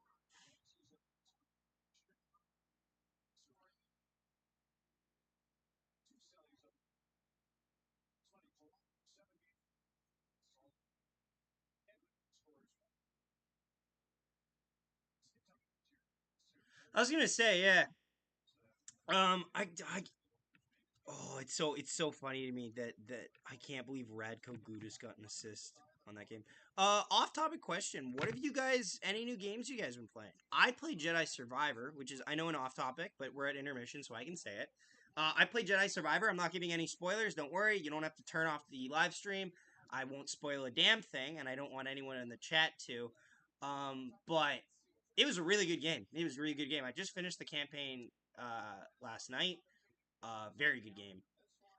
Red Panda, like in Turning Red, which is available now in Disney Plus, wherever your soulless corporation can be found. Harry with the link. It's so funny finding out that Red Panda was gonna be their first. Like people talk about like they talked about how it was a big like it was a big like it was a very good. It's a good movie. It's just not. It's a good movie. It's just it's not the same. Like I'll put it this way: let's compare the other movies that came out from other studios. One had around those years. One had Red Panda, which was fine. It was a fine movie. It wasn't special, but you know what? It's fine. It's decent. It's a Disney movie. The other one had Puss in Boots: The Last Wish, which is a fucking phenomenal movie. Phenomenal movie. Puss in Boots 2 is one of the greatest animated films I've ever seen. It's in my top 5 for animated movies, and that is a list that includes like DC animated movies, which people know is sacred to my heart. Uh but like and then Illumination put out the Mario movie, which is a really good movie. It's a little bland, like it's a little devoid of anything other than talking about the video game, but like the video game's goddamn a treasure, so you know, is what it is. But no, yeah, no. Jedi Survivor, very good game. A lot better than Jedi Fallen Order. And because I have arachnophobia, I turned on arachnophobia mode, and I wasn't even. I was pleasantly surprised. I'm not gonna spoil anything, but the only thing that was affected by arachnophobia mode was there's a skeleton. There's like a scorpion type design that you'll come across as an enemy type. They it's like a low rendered scorpion. They low render the scorpion so it's less terrifying. But honestly, I feel like I probably could have handled it regardless. It's just I couldn't handle the bugs in the first Fallen Order in the first Jedi game.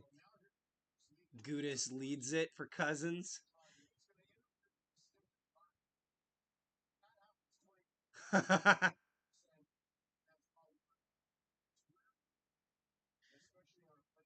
They're showing the overtime goal that Cousins scores, which is great.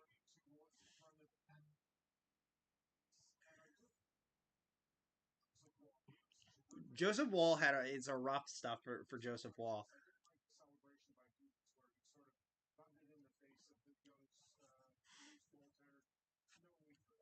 Me Canadian too. Nice. Well, statistically speaking, if you're watching hockey, you're probably Canadian. As a girl who was a teen at the time, Turning Red was set in early 2000s. It was a teen. I loved it.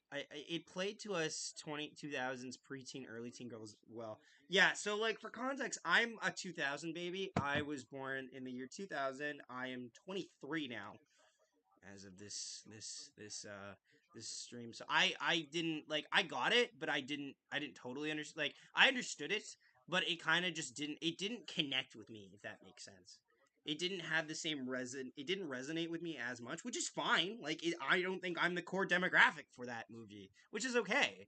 That's a fine sentiment. Um. Uh.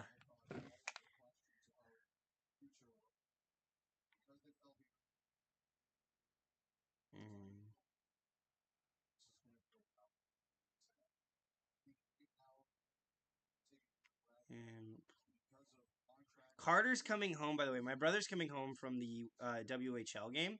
So he's going to be having goal horns now in the background when teams score when he gets home. But that'll be fun. But yeah, no. Like for me, growing up, you know what actually is a really good animated movie growing up that I love, and I might get some flack for this. I am a huge Megamind defender. I will take Megamind over Despicable Me any day of the week. I love Megamind. Megamind is a great movie. It is the perfect superhero movie that subverts superhero expectation. And I think it's such a different, like, people compare it to Despicable Me, but it's really annoying because it isn't. It's like Despicable Me is a guy with no is a villain, a villainous person that is he's a thief. Gru's a thief. He's not even a villain. He's just a thief. He doesn't fight anyone. He just steals things. It's just between thieves. That's all it is. Megamind is the inner relationship of a supervillain without a superhero that only is doing it for the sake of battling a superhero, and then he has to create a superhero afterwards because he doesn't have a superhero and he finds no purpose in himself. And it's such a good movie, and it's so much funnier than you remember it being. Like, I watched it with my buddy, and my buddy was astounded how, first off, how surprising the twists are in the movie, but also how like ahead of its time it is. Like, that movie holds up. It does. Megamind holds up.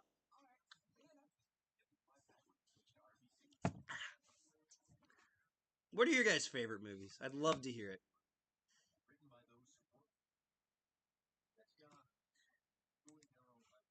I saw that shit in theaters. I saw it in theaters too, and I would love to see a Megamind sequel. You know what's great? What Megamind does, which is really amazing, which other animated movies don't always do, it makes you forget that Megamind is voiced by Will Ferrell. I don't hear any Will Ferrell. I just see Megamind. Like, that's such a. Do you know how badly I wanted to not see hear Seth Rogen when I heard Donkey Kong talk in the Mario movie? So goddamn badly. But I just heard Seth Rogen. Also, if you're just joining in and asking what the fuck are they talking about, I'll be commentating once the game comes back on. Don't worry.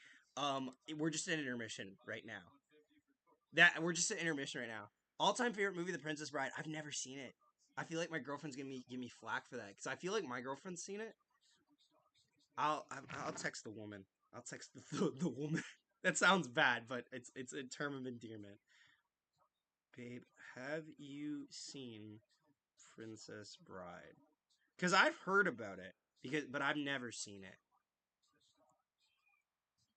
and I feel like she's seen it. I think as a kid, I never like. There's a bunch of movies that just kind of happened around you, right? Like that went on TV, and you just kind of looked around, and they were just on TV, and you never really watched them, but they were there. Like for example, random example here. I got into watching James Bond movies, and I actually got a James Bond game for the GameCube, which is it's still like I play it to this day. 007 Nightfire, killer game, best multiplayer ever. Um, Alejandro, welcome to the stream. Thank you so much for tuning in. welcome everyone. Welcome Coast to Coast. Thank you so much for tuning in, guys. But no, I remember watching. They had Bond Week on the TV, so I started watching the James Bond movies. I forget what the first movie was I watched, but then my dad saw there was this James Bond set. This was before Casino Royale. They had the set of like the 20 Bond movies or whatever at the time. And so we bought it. I haven't even watched all of them. I still haven't watched all of them. I refuse to watch Majesty's Secret Service because I hate George Lazenby as James Bond. I hate him as James Bond. I love all the other James Bonds. I actually think Timothy Dalton is an underrated James Bond. And people are now tuning into the stream like, what the fuck is going on? No, I love it. Timothy Dalton is the most book accurate James Bond you're gonna get. Who's a cold blooded killer. Like Ian Fleming looked at that and said, yeah, that's the most accurate one. But yeah, okay. So Cat in the Hat movie, I've seen it. It is a fever dream. I don't remember it as fondly, but I think mostly because I could tell that it was just kind of nothing. Like I like it, and I think it's okay, but I feel like it's tough because if you compare it to any of the other Seuss movies, it's definitely the weakest one because they just kind of make up. Because the problem is the Cat in the Hat book is like 10 pages. It's really hard to make a movie off 10 pages. Like, you want to know how hard it is to make things off a small, like, stupid thing? Like, ask the people that made the Killing Joke animated movie. They had to make an entire prologue to it that no one wanted because the book is so short. Or or a more modern version of this, anytime you see a book series that ends with part 1 and 2, not warranted. Except the one book franchise that deserved a part 1 and 2, that got a part 1 and 2, Harry Potter and the Deathly Hallows. The book's this big, and it's so deserved. It's so deserved because the book needs to do two separate things. One is the first half of Deathly Hallows is a lot of hiding. Like, it's literally fight and flight in the Deathly Hallows movies. Part 1 is flight. They're fighting. They're having to avoid things. Part 2 is fight. There's one flight scene at Gringotts, granted. But after that, it's just a fight. It's just a fight. It is the greatest, like, the climax, which is not even, like, just the climax. The second to third half, like, the Act 2 and Act 3 of the Deathly Hallows is so, like, it hits you. It hits you so much. Anyway, what other movies were people saying? If we're talking anime movies, SpongeBob SquarePants movie and Meet the Robinson are 100% up there best movies to me. I remember liking Meet the Robinsons more than anyone else around me. I really thought Meet the Robinsons was cool. Was there a movie where Babe Ruth had a talking bat and a talking baseball? Because there was a movie like that as well that I keep getting confused with Meet the Robinsons because it had the same aesthetic to it. There was a kid with a talking bat and a talking baseball.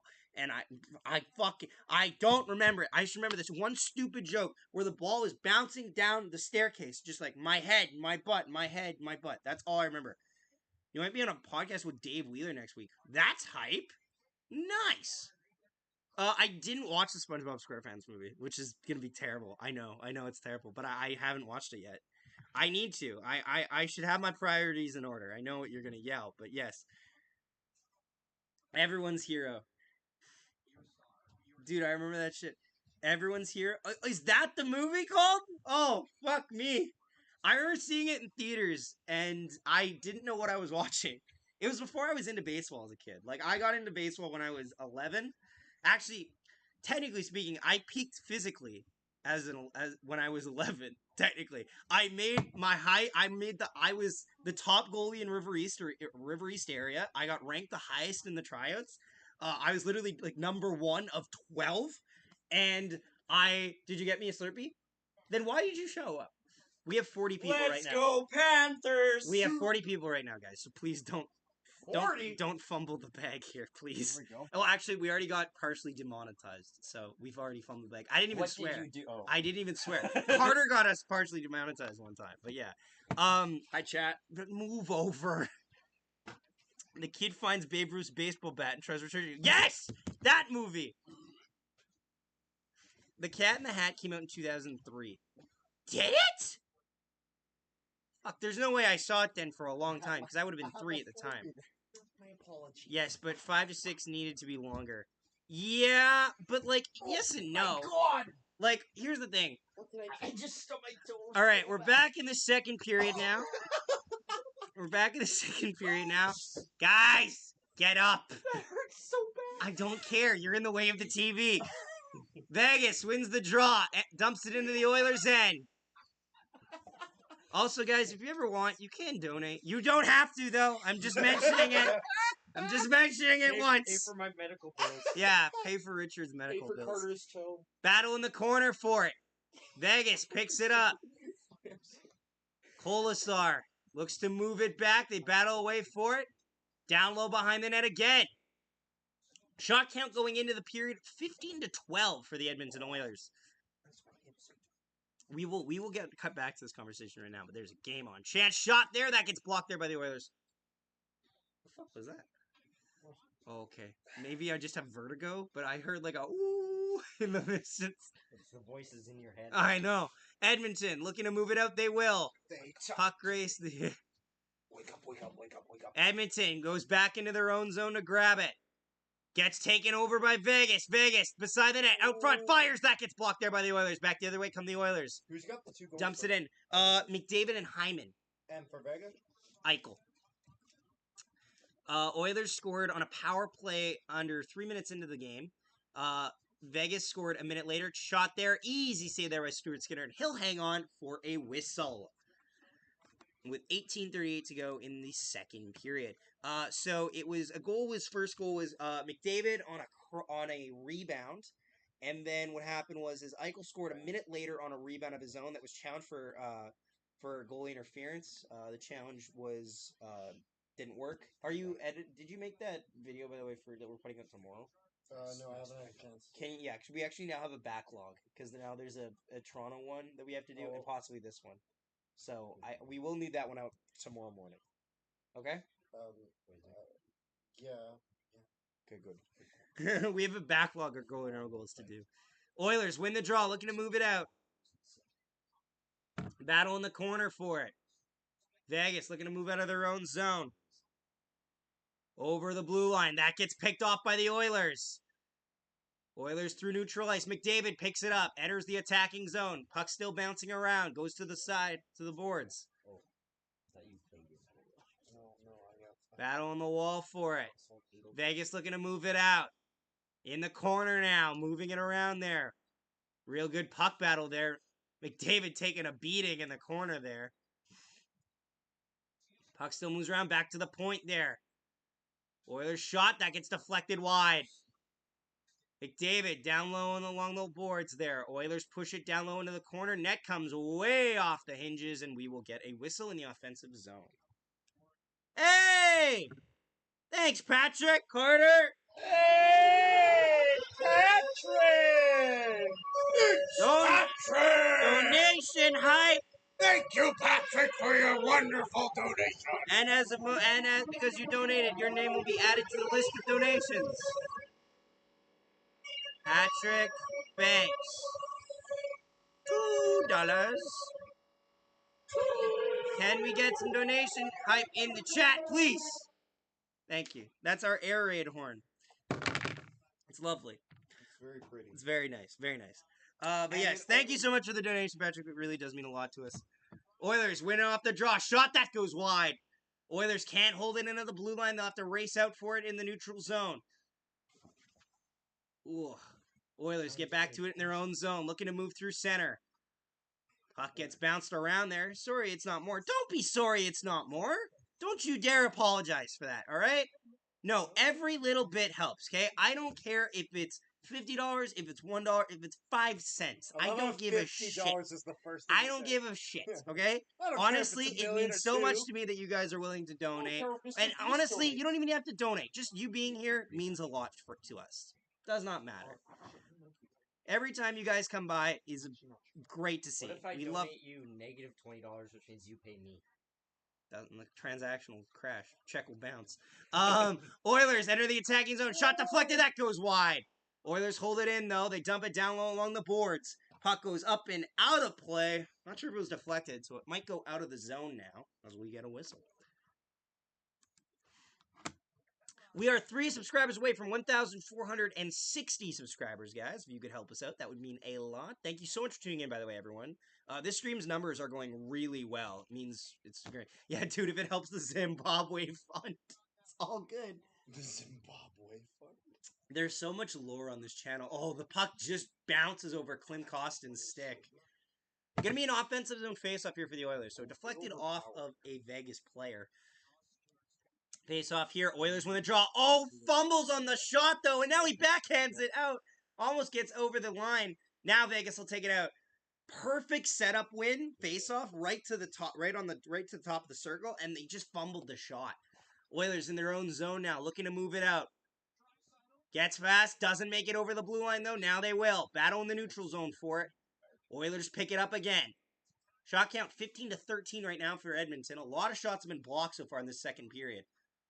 Back to the point. Fire deflected. Saved there by Hill. And Hill hang on for a whistle. Nice save there by Aiden Hill. Oh, people always say that shots to the chest always are easy. But when they're deflected to the chest, it's not so easy. It's no longer a straight shot.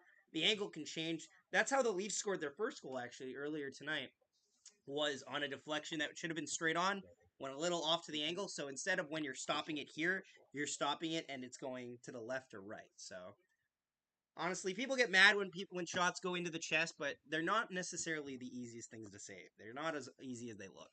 That's some face off here. Oilers win the draw. Back to the point here. Ekholm goes D to D. Almost gets broken up, and it does get broken up. It doesn't get out as it runs the line there. Now the Knights will take it. 4-on-2 over the line. Enters the zone. Gets broken up by the Oilers defense. Oilers now push it over into neutral ice. Vegas has it in their own zone. Looking to go D to D. Working through a transition here as they dump it into the offensive zone. Doesn't go down low, though, as the Oilers pick it up and they'll push it over into neutral ice. Puck race for it. McDavid gets there. Tries to move it around. Can't connect on the pass. Gets it now. Backhands it to the point. Oilers hold it in. Over. Blast one shot. That gets blocked. This one gets deflected up, and I believe it went out of play off the deflection here as they blow the whistle. Good look there by the Oilers again. McDavid just out hustles Theodore through here, and he has to give McDavid the backhand shot, even on a bad angle. Otherwise, it's going to be a penalty for holding. Oilers have done a really good job of rushing it there. Ekholm's talking to the ref about something. I think he's saying someone dove or something. He's not happy on the bench there.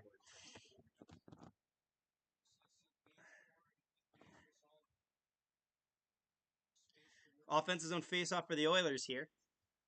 Going to try to extend the lead. Vegas wins the draw, and now they regroup it in their own zone, look to move out. Through neutral ice. Is this going to be enough for icing? Yes, it will, and we'll go back into the Vegas defensive zone. Also, Zach, what did you think of the thumbnail I sent you for the one I'm doing tonight? It was nice. Can you edit the other video before you make that video? No. Why? Because the other one's going up tonight. But the other one's that one's going up tomorrow morning. Okay. It was tonight's game. It's going up tonight. That one was 4 days ago. So it should have already came Well, out. Vegas wins the draw, dumps it in the Oilers zone, battle in the corner for it. Oilers look to work it out. Zach, it's a Winnipeg team having success. Yeah, okay, cool. Just, can you put like a vlog on it or something like that? What? Puck goes up and out of play, and we'll The get a thumbnail is not changing. Okay, I just feel like it makes it It's look not like we're really gonna have a more vlog, than one. though. It's more of a voiceover. Oh, okay. Okay. 15 minutes to go in the second period. Shot count 17-14 for the Edmonton Oilers. All goals were scored in the first period pretty early on, other than the Oilers' second goal, which was scored about midway through the period. Oilers so far have been perfect on special teams, scoring on both power plays and killing all three penalties.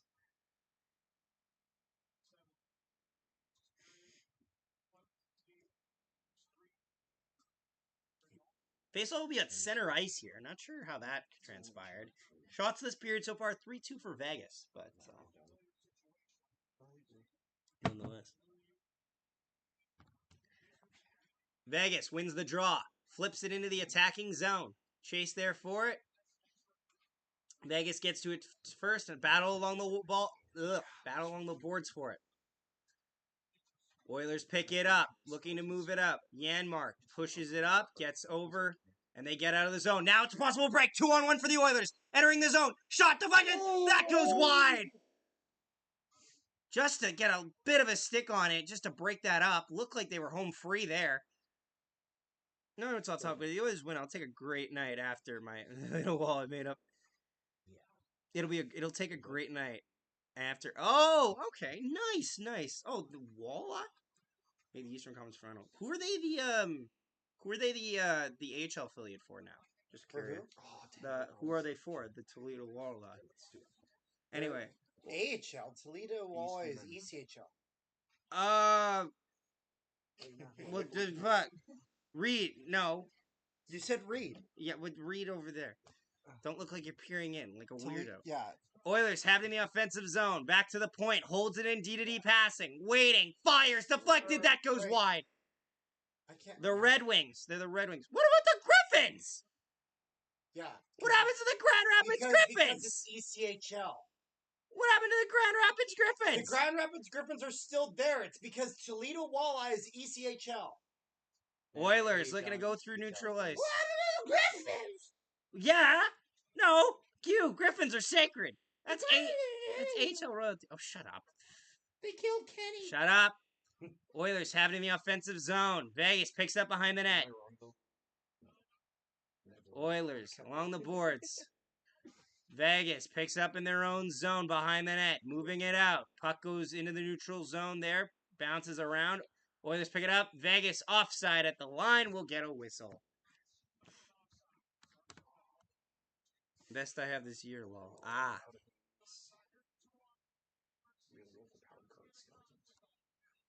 Oh. Looks like we'll go to commercial break here. Tight game so far.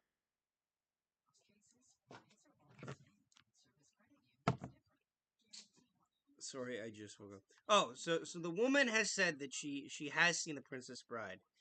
The woman. Is it good? Yes. Is it good? If anyone was wondering, I'm now asking if The Princess Bride is good, since we're at commercial break here, and I wants to know. Also, guys, don't forget to leave a like on the stream. We're at 22 likes, so maybe we could hit, like, 30? That'd be nice. The guy's an idiot. Ugh.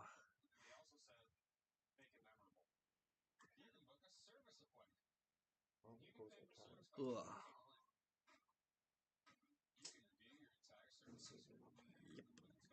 Yep. Ugh.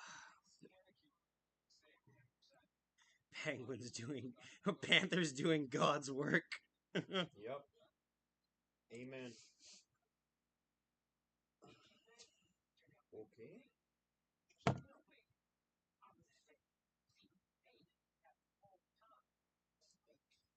Ugh. Any predictions on the final score or who will score next, chat? Just wondering.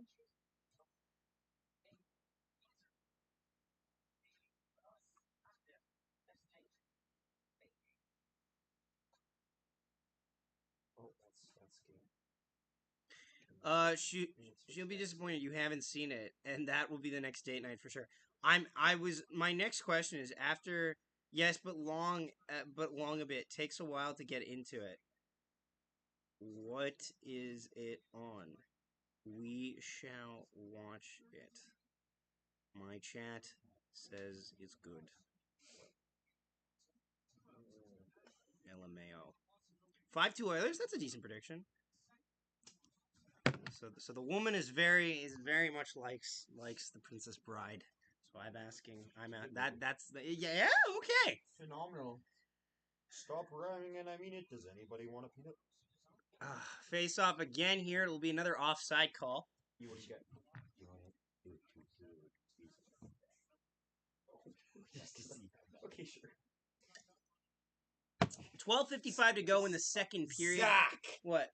have you been doing that this entire day? Oh yeah. But Chris, is that a weed?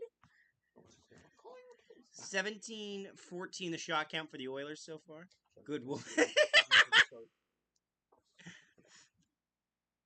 Wonderful woman. Vegas gets it in the offensive zone. Battle on the wall for it.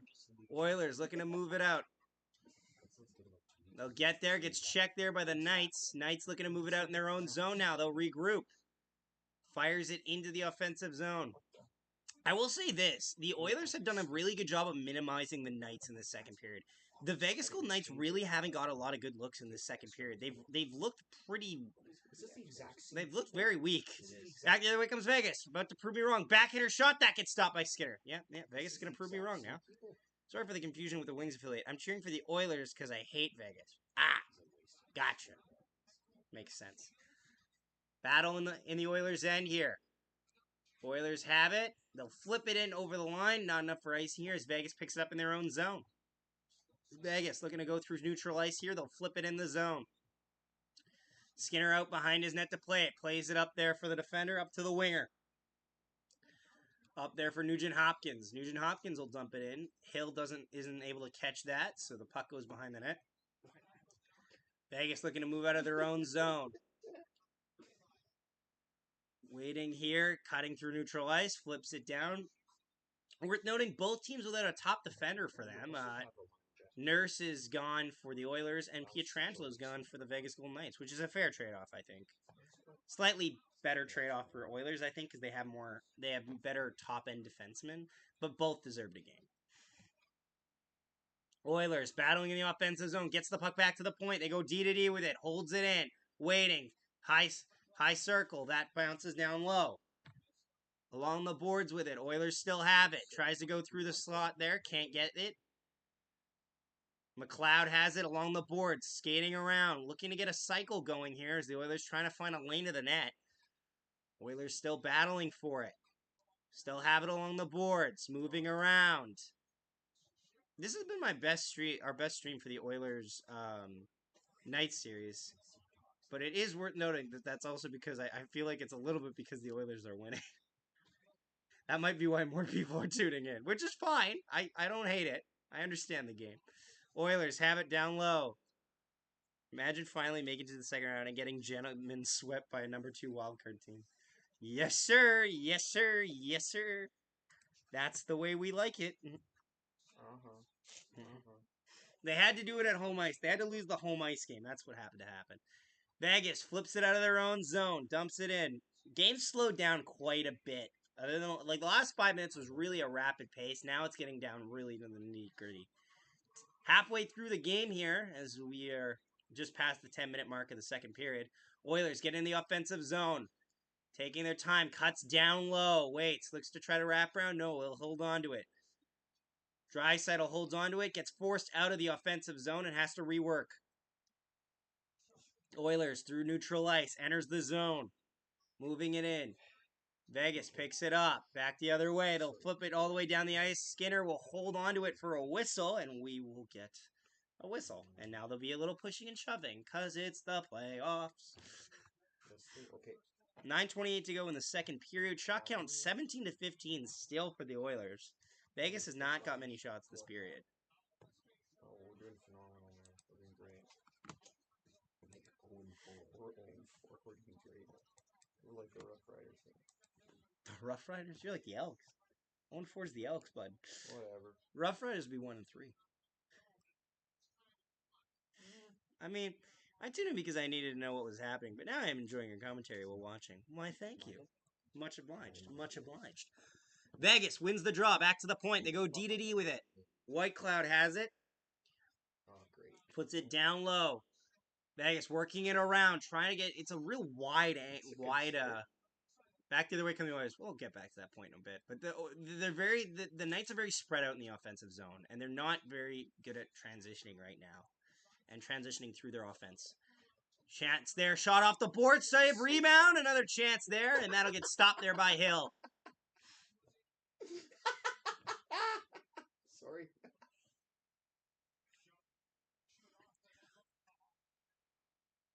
A little bit of a weird bounce off the side there, but it's a good chance there, especially if you have a guy like Evander Kane down low trying to go for it.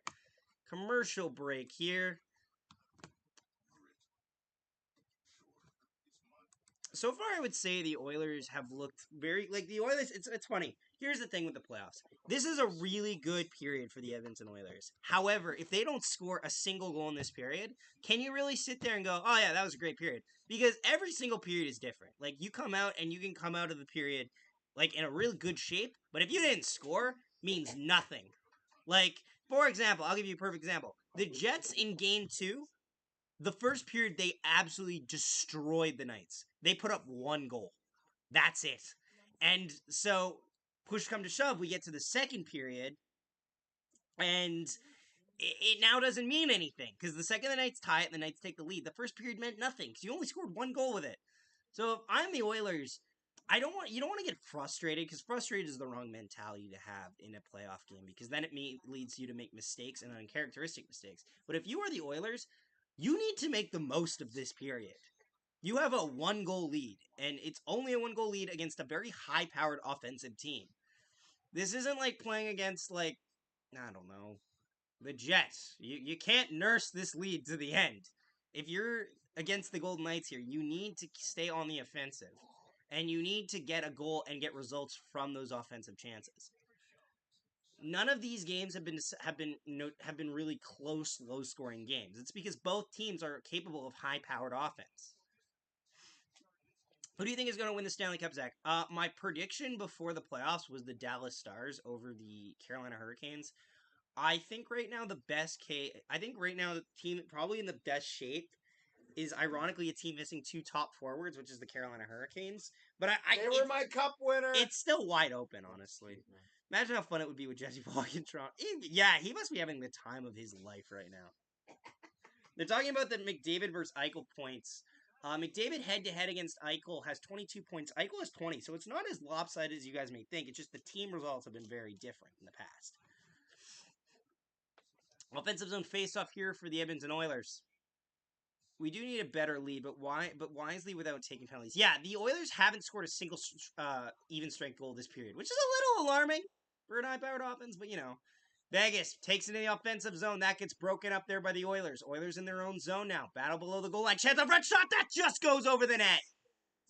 Big look there by the Knights. Just goes over the bar. Vegas in their own zone. Looking to move it up. In transition with speed.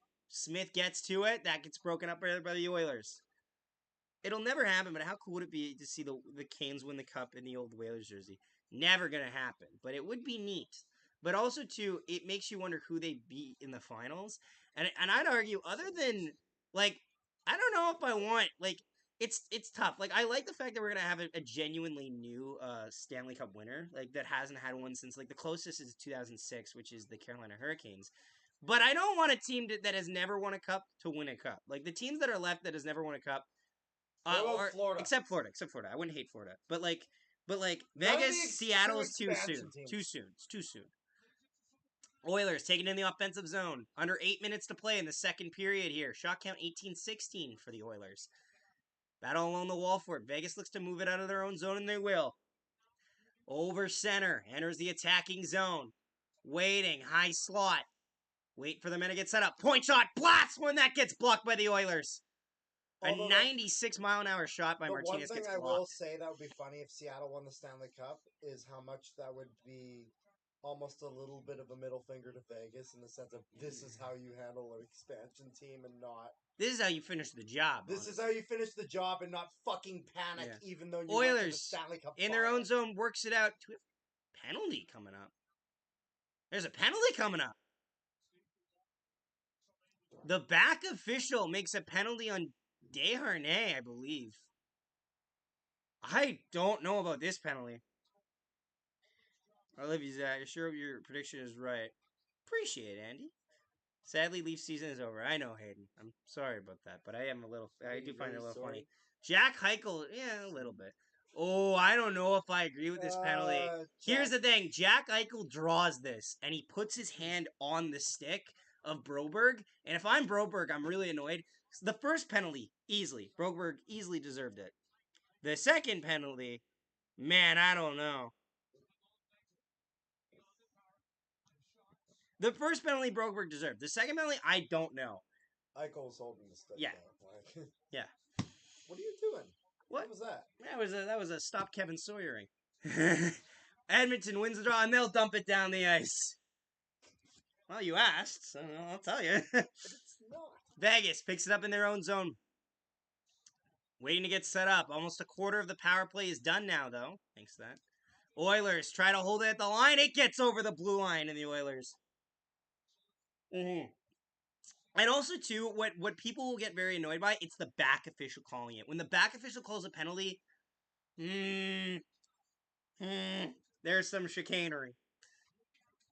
Oilers dump it down the ice again, and they'll kill more time for the power play. What happened here?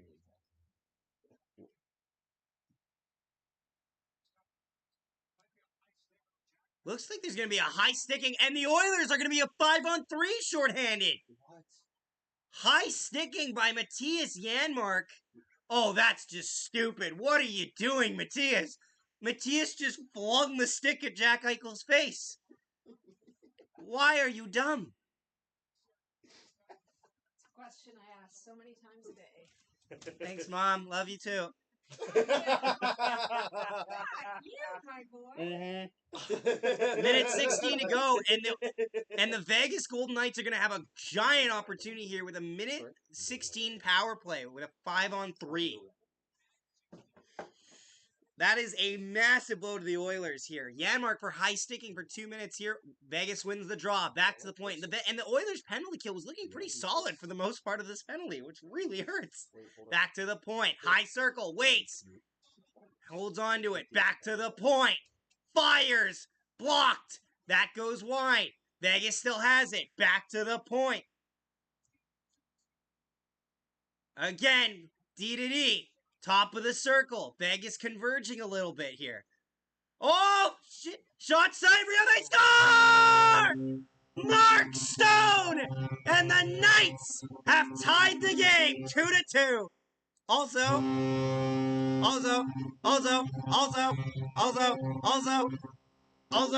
donation hype! Donation hype!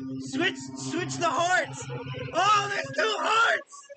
Oh, shit! Goodness, what's going on? Thank you, Andy! Much appreciated! We have donation hype and also a wrap. Mark Stone beside the net wraps it around Stuart Skinner. No chance there. It's a wrap. It's a wrap. Thank you so much, Andy. Much appreciated, man. Donation hype, thank you so much. Sound less happy about it. I have to sound equally happy about it because equality. What? Yes, I have to sound. I sound equally happy. Inclusive, everyone. No, not that. Oh my god! Equal happy shot. What a save! See if you guys would stop talking. Oh, Shush. don't you try to throw this on me. Shaggy, it's all your fault, man. Stoner, my man. Another great chance here. Sorry, I was just putting the timestamp in so when you go watch this later, I'll know when the goals popped up. But great chance there by the Vegas Golden Knights. Nicola Waugh, chance to make this a 3-2 game. Glove save there with Skinner. It was actually going wide, but it looked really cool. So let's count it. Let's count it as a nice save. It's going wide by a foot, but like, thank you. Thank you once again, Annie, for the donation. Much obliged. The Vegas Golden Knights are still in the power play. First power play goal of the night for the Vegas Golden Knights, and the first blemish on the Oilers' special team so far. Vegas working through the neutral zone. 5-on-3 goals. Stone with it. Over across the fight, and they score! The Vegas Golden Knights have made it a 3-2 game. 2 goals on the power play. And just like that, a very good second period has turned disastrous for the Edmonton Oilers. What did we say earlier, chat? Vegas scores in bunches. They like to score a lot in succession, in quick succession. I don't know who got the deflection on this. But, again, whether the counterattack, it's going to be Riley Smith on the doorstep deflecting it in. And a rare undisciplinedness by the Oilers, sorry. And the Vegas Golden Knights have scored 2 goals in under a minute apart. Oilers win the draw now. And again, this has been a very good period for the Oilers. But they don't get the results. And now Vegas has a 3-2 lead. The shot count now is 21-8. 18. They've got 5 shots in the span of the last time we said how good of a period Oilers were doing. And them taking 2 stupid penalties. Barbashev and Carlson now get the assists on the Riley Smith goal. Or on the... they might still be updating the goals, honestly, on the thing. Under 5 to go in the second period. Shot count 18-21 for the Knights. Knights have it in their own zone. I guess go Knights, but let's be real. Go Ice, go. Exactly, Mitchell. Shot, easy save there by Stuart Skinner, and he'll hang on for a whistle. Bro, that was such a good Ice game tonight. Oh my gosh, that was amazing. Who won? It was a great game. Ice did 3-2. The Ice won 3-2. They were up 3-0, That's what but it oh boy, Did did Brad they Lambert get a point? What? Lambert get a point? Yeah, I got an assist. Yeah, he Did got they an cheer? assist. Nope. There was a little. They cheer when you get announced. They should. They He's the future. Zach, literally with like 40 seconds left. There's a scrap. There's a Welcome, everyone. Thank you There's so a much. mess in front of the net, Yes. and our goalie goes down or whatever. Like he's just like out of position or whatever. Goes Commercial- to their guy right on the doorstep. The guy has like 80% net, 20%, and he still missed it. I see. Welcome, everyone who's just tuning in. If you're new to the channel, don't forget to subscribe. It really does mean a lot. We are 2 subscribers away from 1,460 subscribers. Would mean a lot.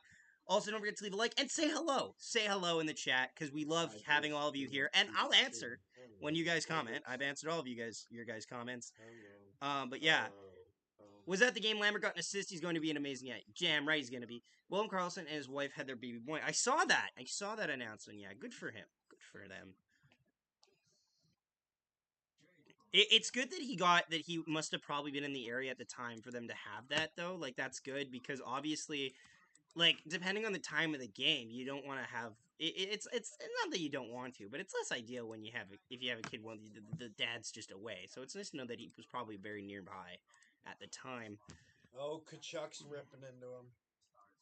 The game's over. What are you talking about? He's still in the media. Oh, good for him. The press conference. Well, later. Ugh. But yeah, commercial break here. The Knights have flipped this game on its head. They've scored 2 goals in quick succession, both on the power play. Stone and Smith on the goal scoring. Hey, you didn't specify commercial break for the Fast and Furious movie that nobody asked for. Well, to be fair, you could argue that like the last 7 Fast and Furious movies, no one asked. You know, so this Fast X, it turns out it's a trilogy, and they're making 12 now. Well, you know what? It got us Jason Momoa, so that's cool. Hey, Fast X has The Rock and John Cena in it. Oh boy, you know what that means? It's also got Jason Statham. You know what I mean? That means I can't wait for Jason Momoa's character Bing to, Schling. at the end of the movie, to decide that he wants to drive cars with them instead. So then he turns good, just like all the other fucking villains in that franchise. Like half the villains in the Fast and Furious movie just stick around because the cast members are because the actors are too high market value to drop them from the promotion. That's it. The only reason Jason Statham didn't die, the only reason The Rock's character didn't die, the only reason that Paul Walker. fucking everyone's character didn't die. It's because they're too high, they're high profile. Anyway, Vegas has in the offensive zone. Shot deflected, that goes wide. Vegas has in the offensive zone. On scores! Another goal! Nicholas Hague makes it 4-2! And the Knights are skiing downhill! Look at this! 3 goals in rapid succession! And if you're the Edmonton Oilers, do you call a timeout? Nicholas Hague, a man who took a penalty earlier in the game that cost them a goal. Still bitter about the Ice leaving Cranbrook to go to Winnipeg. Wasn't it Kootenay? Or is that the same area? I'm assuming it's the same. Must be the same area. But I understand that, but yeah.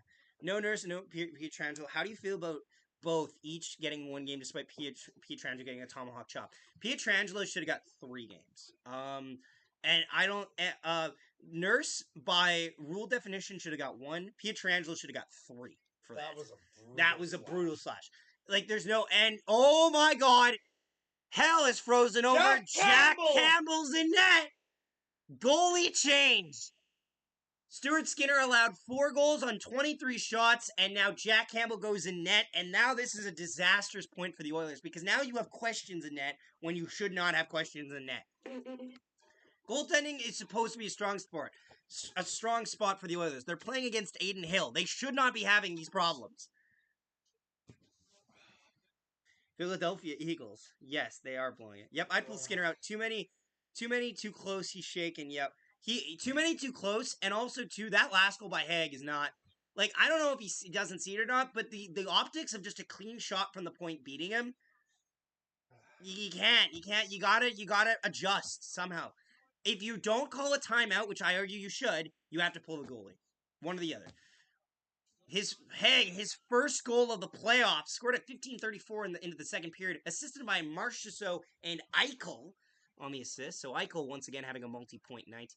Puck goes down the ice. Oilers get there. It's gonna be no icing. Okay, no icing. Okay, that's a new one. Oilers look to work it out through the neutral zone. Vegas picks it up. Now that Golden Knights are playing with so much momentum, dumps it down the ice. This will be enough for icing against the Vegas Golden Knights, and the Oilers get an offensive zone faceoff with 3:41 to go in the Oilers were having second. such a good period, and then they let 3. They were having a really good period. Like, I'm not even an Oilers fan, and if I'm an Oilers fan, I'm annoyed at this period. The Oilers were dominating for the first 12 minutes of this period. It was all Edmonton. And then they've just let everything go. So Hag's shot, it's clean. It's a clean shot. Like, that's a bad goal. He's still a rookie. Yeah, he can still be shaken like a rookie, for sure. I really want to see the Stanley Cup final back in Canada. It's depressing to know that it's most likely won't happen again. Probably, might not, but you never know. Still have a game 6, no matter what. No matter how this game goes. And there's still a lot of time for the Oilers. Edmonton works through it. Yeah, 2-goal lead's not too bad, especially if you have a lot of high-powered offense. Oilers go back the other way. Shot easy. Save there by Aiden Hill. Aiden Hill, it's interesting for me. Shots this period, 12-4 by Vegas. And most of those shots... And now, 12-4 to Vegas. I know what you're saying, Zach, but you just told me Edmonton was having a really good period. Yes, a lot of Edmonton's shots have been getting blocked. Vegas has done a brilliant job of blocking shots. Cranbrook is a city in the Kootenay region of South... I see. Thank you, Chris. Also, 5-on-3 power play will contribute to your shot. Yeah, 5-on-3 will contribute a lot.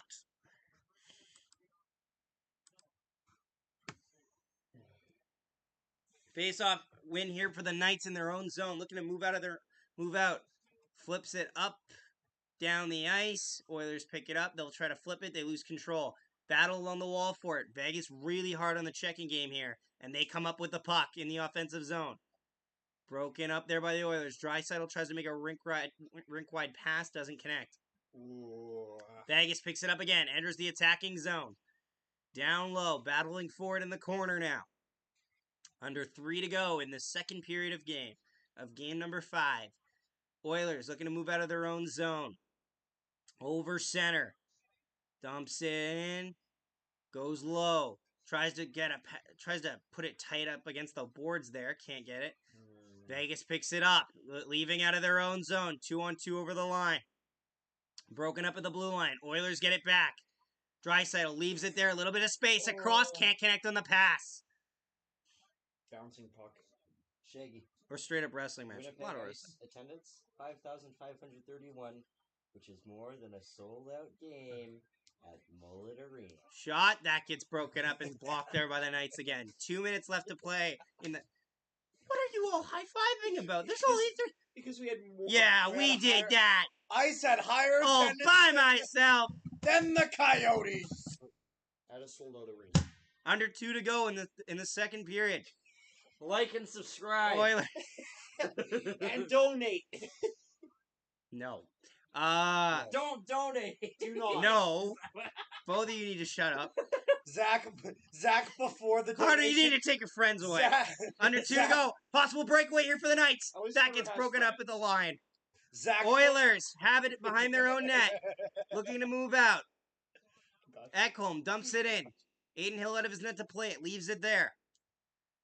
Vegas with time. Leaving their own zone. Waiting. Dumps it in. Oilers stop it there. Yeah, that's true. Oilers through center. Enters the zone. Last minute of play in the second period now. Oilers. Offensive zone. Back to the point. Wires one. That goes up and goes over around the boards there. Vegas picks it up in their own zone. Dumps it down the ice. Oilers pick it up.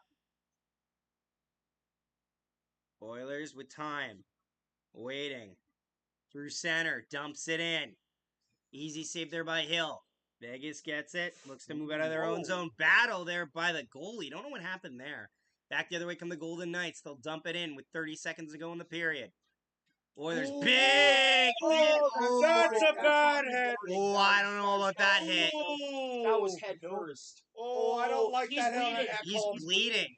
Oh, That's bad. That's Ekholm. I think we might have a boarding penalty against the Golden Knights. Keegan Colasar followed through on a hit. Oh, He's that definitely going to be... Oh, Is brother. he gonna get assessed? That's for a concussion? hard hit. It's tough to say. I think it might just be a 2 for boarding. Oh, that might be a 5. I don't think they will. Look at the replay though. Like, But Looks also, a little I bit think, cut above the but bridge also, in the nose here. does That's Ekholm a turn at rough the hit, last though. minute that's here? a bad hit. Oh my gosh. Oh, he's bleeding on the nose, it looks like. So they're going to have to get him off the ice no matter what. Did you He might be hear the concussed. tag team match that's happening at the next pay-per-view? Roman Reigns and Solo Sikoa versus Kevin Owens and Sami Zayn for the titles. Roman Reigns potentially will be holding 4 titles. So I think this play should be under review for a 5. I think they'd like to review it for a 5-minute.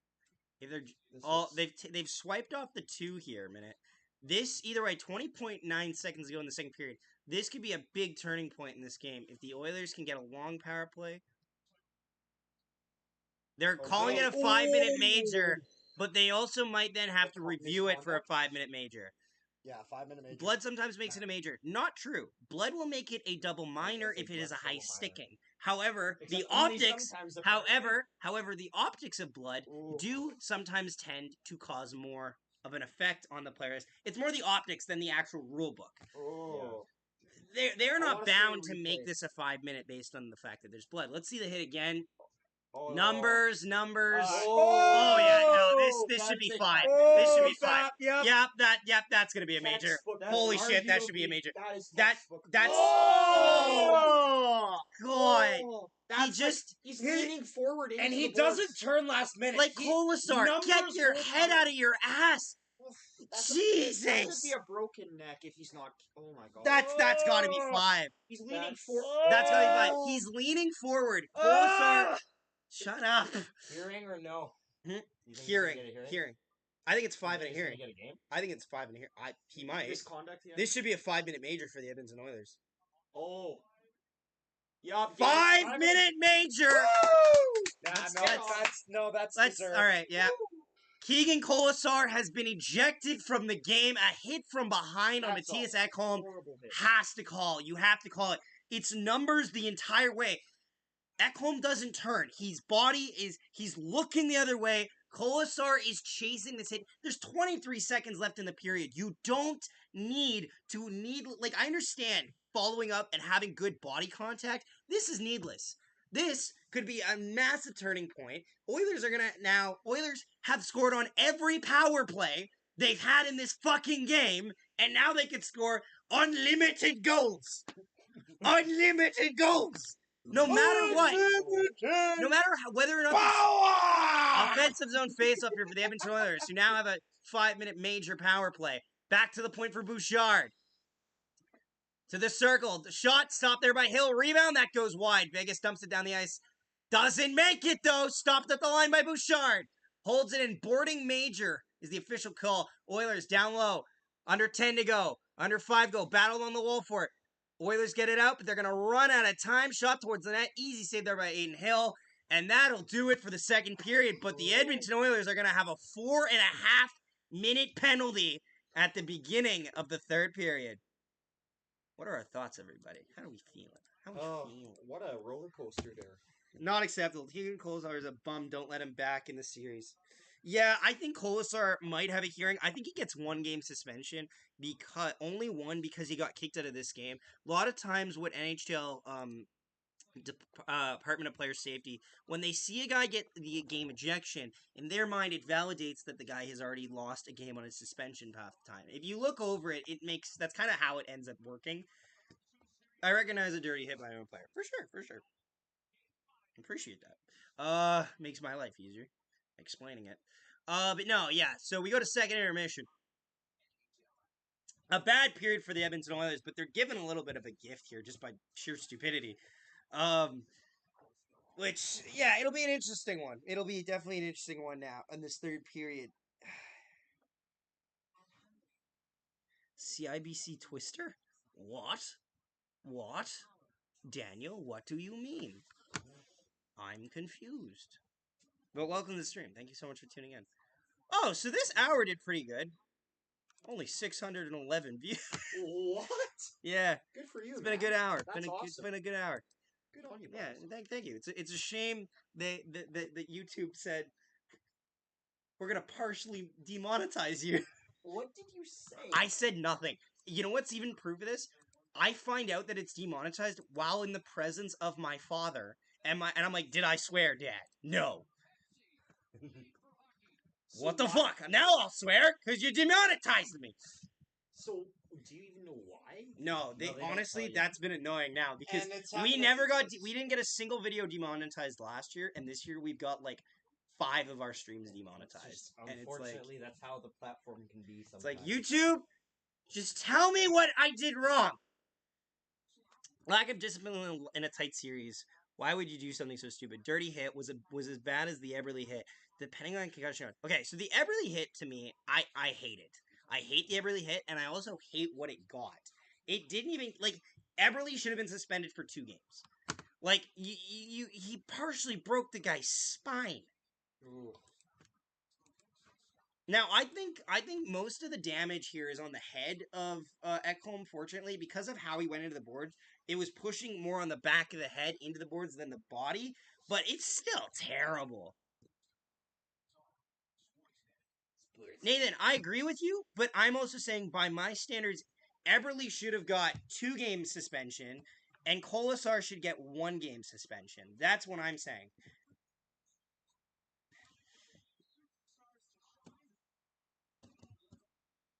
Like I agree. I think they both should get suspensions. Yeah. Eddie, what do you got? What does the chat want to talk about this intermission? This lovely intermission.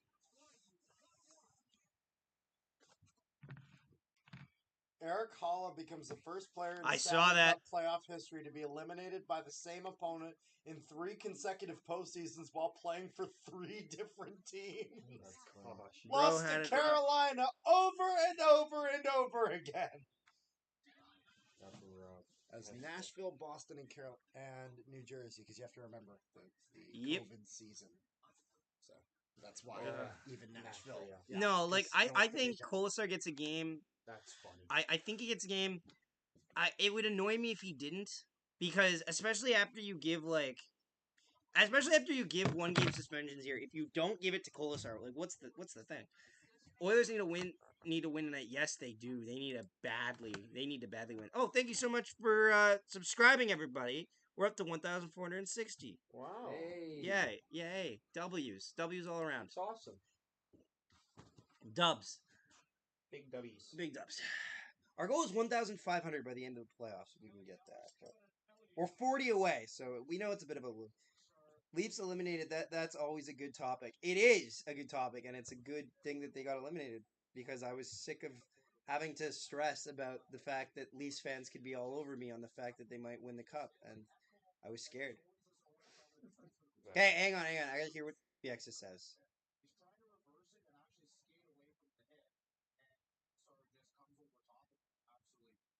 Kolasar did what?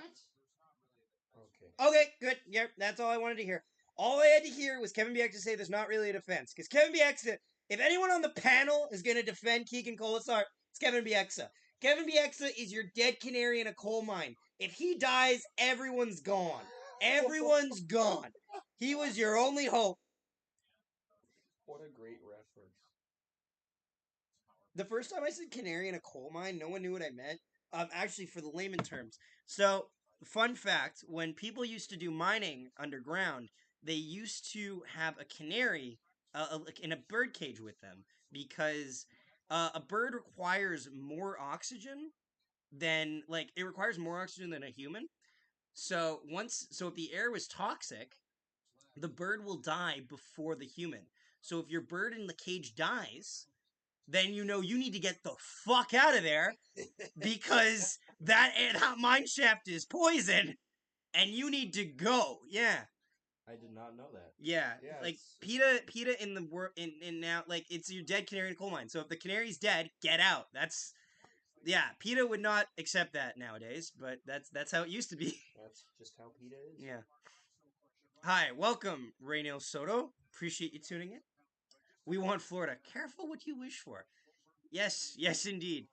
I honestly don't know, because after the rulings on Nurse and Pietrangelo, I can't figure out player safety. The thing is, okay, so Nurse's player safety, his suspension has to be a suspension, because by definition of the rules for instigator penalties, it's an automatic suspension. It's just following protocol. The Pietrangelo one annoys the fuck out of me because the Pietrangelo one, I think, is them pandering to the fact that Nurse only gets one, so we'll just give him one as well. Like, it's the even up type of call, which is annoying because you shouldn't see even up calls in fucking suspensions. Yeah. He should have got 2 or 3. I would have given him 3, but because here's the thing. Here's something we need to think about, okay? Mark Scheifele got 4 games for running over Jake Evans. You're telling me that Mark Scheifele's hit is worse than trying to lightsaber a man's wrist off? Are you certain? Like, come on.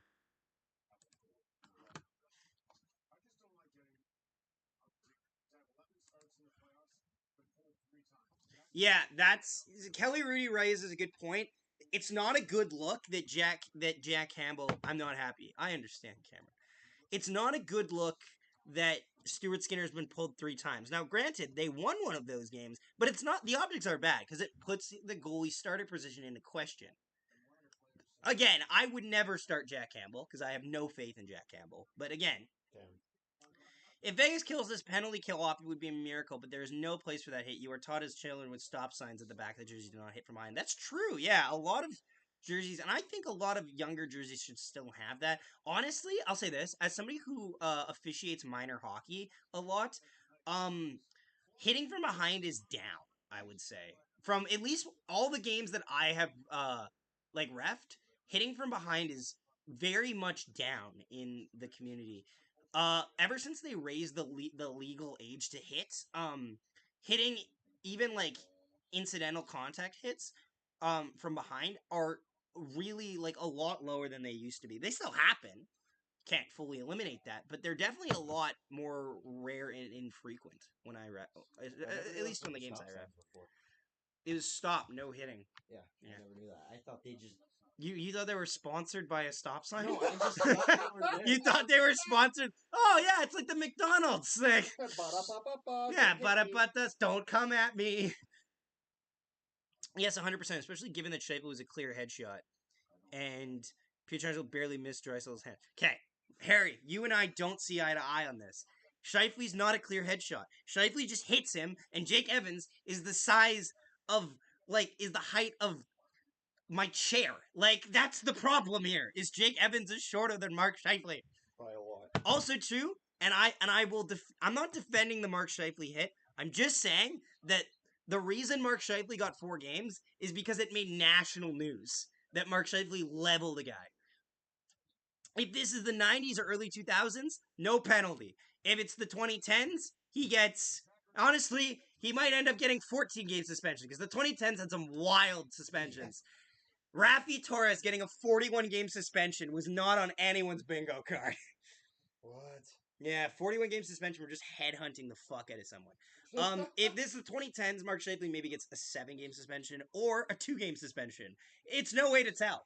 But he gets a 4, and even if you and also too, they talk about this. They said in the message, they gave an official statement on why Mark Scheifele got the 4-game, and they said Mark Scheifele left his feet and made head contact. We have video proof that Mark Scheifele didn't, he made head contact. However, the head contact would fall under the order of unavoidable head contact because he is like this.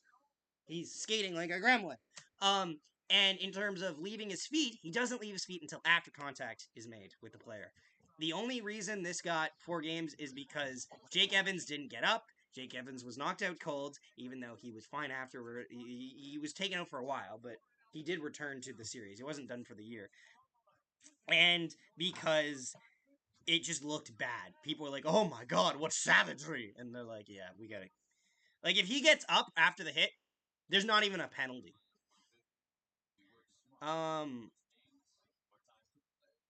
He had a target on his back. He did have a target on his back. That is true. And Joel Edmondson, big old Manitoba boy, was like, "Oh, we're gonna make his life hard." And it's like, "Oh, wow." Damn. Ready to That go. is true. Ready to go, guys. I thought the hit was clean. There you go, Mike. There you go. Nice to see you, Mike. I'm sorry about how your night went. Like I am a little happy that you lost, but I'm sorry for your guys' sake. I don't think Kolesar is dirty. That hit was, and I believe is his first offense. Sure, he gets in fights and stuff, but if he does, okay. Here's the thing. Call him a dirty player. Here's the thing with Kolesar. The thing with Kolesar though is, and I'll say this, Nathan, and you'll actually agree with me on this. Keegan Kolesar doesn't play enough minutes to be a dirty player. Like, he doesn't play. Like, he's not on the ice long enough to put himself in the situation that he'd be making these hits often. I don't believe that he'd make it a lot more. He'd make these hits a lot more often. He's a very chippy player. I'll put it that way. He's a chippy player. He's not like a dirty player, but he's chippy as hell. And he does drive that line. And this was a bad thing for him. Hey, Nathan. Everyone, keep it civil. Keep it civil. Keep it civil. Doug, Nathan, keep it civil. Keep it civil. Keep it civil. Keep it civil, man. Keep it civil. All of us keep it civil. Engineer. Okay. Civil. Not like the Civil War, the other civil. Civil rights. No. Just Wait, you. Whoa! That's why you're demonetized right there. Whoa! Whoa! Okay. Ladies and gentlemen, we do Oh not condone my this goodness. behavior. Oh my goodness. No. Oh my goodness! Oh my Carter. damn! Carter. Oh my goodness! Carter's trying to pay attention. He's going. Shut up, all of you. I'm just meaning the definition for civil. That's all I'm talking about. You heard it here first, folks. Shut up. You don't even work here. Zach is a great racist, American. what? I basically do work here. No, you don't. I'm You, in the wrestling. you sector. are the short gremlin that just walks in from time to time, and we just don't say no. That he wants to sell. Yeah, there's 44 people for that. Restart it, bro. I'm Are you guys talking about Clash of Clans? Yeah, they are. Check Their it out. strategy. Hey, you just Not just restart a base. I hate this. Can we get a I'm donation everyone's on Clan Capital? I'm everyone's favorite. Get out of here! I'm everyone's No! favorite part Get of the our fuck other out! show. Go! Get the fuck out of No. here! Carter, you sat on the thing. You Oh, my fault. I did that during the problems of having multiple Carters. You know what? You deserve it. Just sit over there. Anyway. Like and subscribe. Yeah. If you support. Hey, could you not do that by the wires? That's cool. Yeah. 1 like equals 1 support for civil rights. Could we just okay? 1 like equals Okay, less I'm gonna turn the racism. ship around right now. We're not. Jesus Christ! What, you don't want people? Shut the fuck up. Sit down. Do you like? Be happy you're in the house, Like if you like and they haven't Jesus. thrown you on the street. Let's You go. need to get your friends in order here. Let's go. Like You need to run a tighter ship than this. Not God. the Titanic, okay? Oh, No icebergs. God. Anyway, Go Ice. so Vegas in a bit of an interesting spot. I'm sorry, guys. Poor Zach, man. I'm just trying to run a tight ship. Zach's here. like, we're gonna lose the little bit of monetization. If Well, Kolesar gets a full season next season, I Listen to actually have the Zach. material Yeah, to see, determine what West. player he is. Yes, you will. Keep that word away from the stream.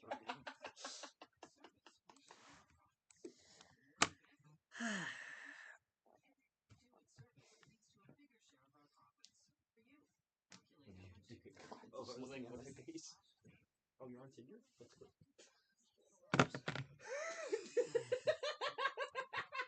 Guys, again, away from the cords. That's Kepler. Not I me. know, away from the cords. Shockingly, my ad suitability is not very high. I know, right? Can you believe it? Turns out advertisers. You guys need to may abide be by your own considering guidelines. Other options. Sam, what guidelines? What guidelines do I need to abide by, Sam? Go Knights, go! Welcome, Hockey Warriors. Welcome, Good. Sam. By the way, Sam just came in with the heat.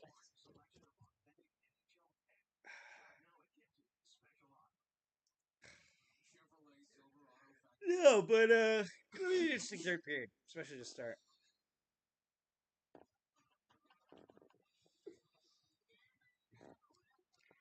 Well, thank you all for tuning in. By the way, really do appreciate it.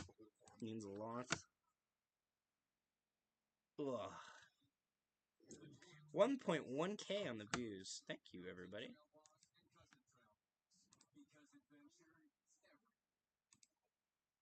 How did the Winnipeg Ice make out tonight? They won tonight. They won 3-2. They won. They played a great game, and they almost blew it. But they won. But they won. Exactly. Also, they do not use the Jets goal horn. They have a recording of their own that they use. That's pretty good. So, interesting thing. I mean, I've only been Which is honestly okay, because the recording is actually louder than the actual Jets goal horn.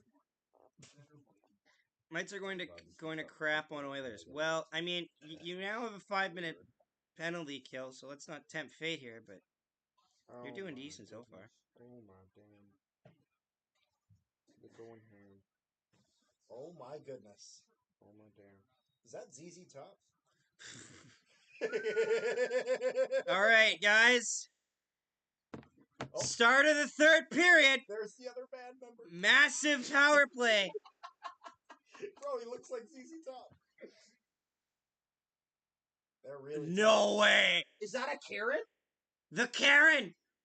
It's her. She's even got the hair. Wait, that's Disturbed? Well, it is, but that's not the point.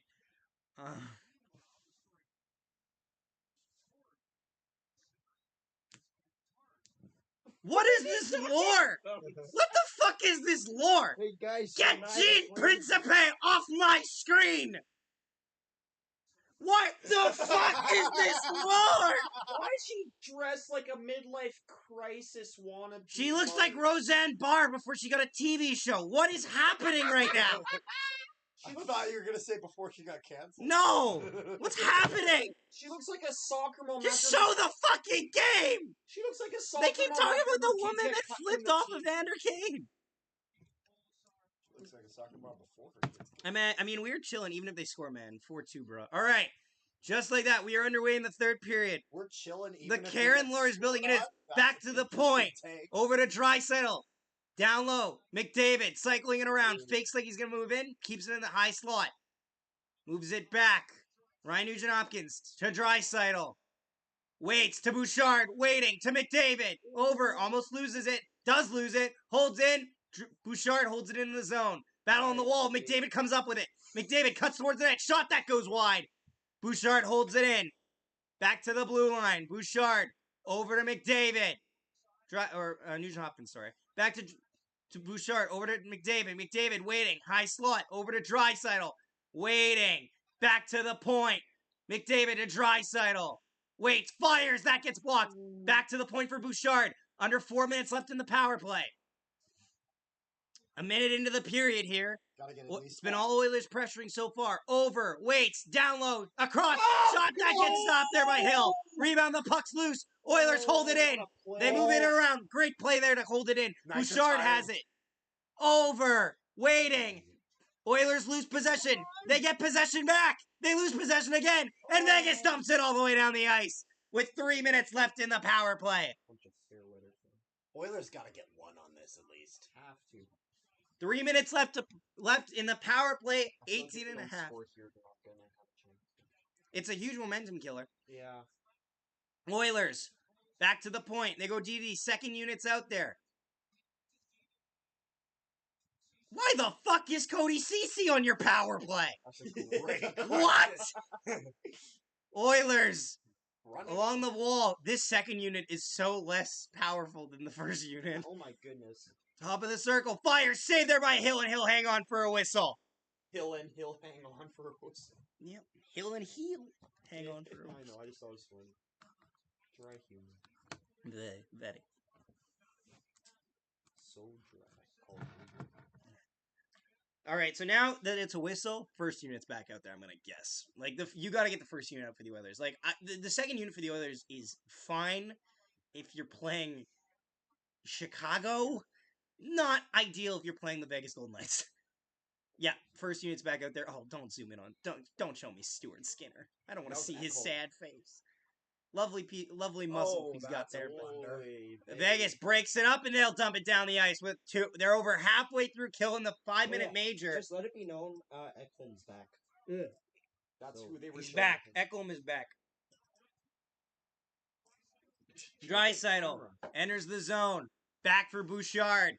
This will be the first penalty kill they've ironically killed if they can get to the end of it. Shot that gets blocked by the Knights. Back the other way. Oilers hold it though. Go through neutral ice. McDavid with speed enters the zone. Connor McDavid picks in. Back in. He scored! What a goal! Oh my God! Connor McDavid and the Oilers have made it a 1-goal game.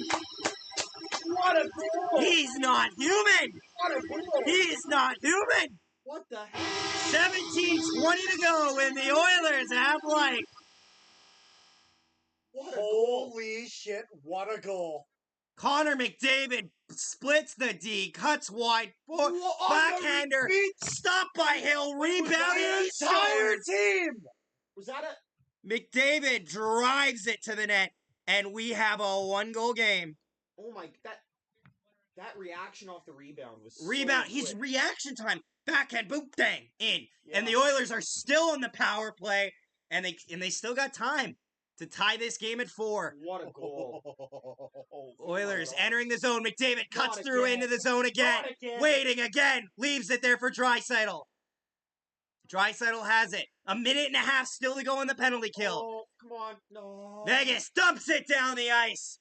Oilers are now officially 3 for 3 on the power play. No matter what, they'll be technically 3 for 4 or 4 for 5, no matter what, because the power play will still keep going after they're done, after it's over. But wow, 3 for 3 on the power play for the Oilers tonight. Back to the point. Nugent Hopkins gives it back to Bouchard. Over to McDavid now. Back to Bouchard in the slot.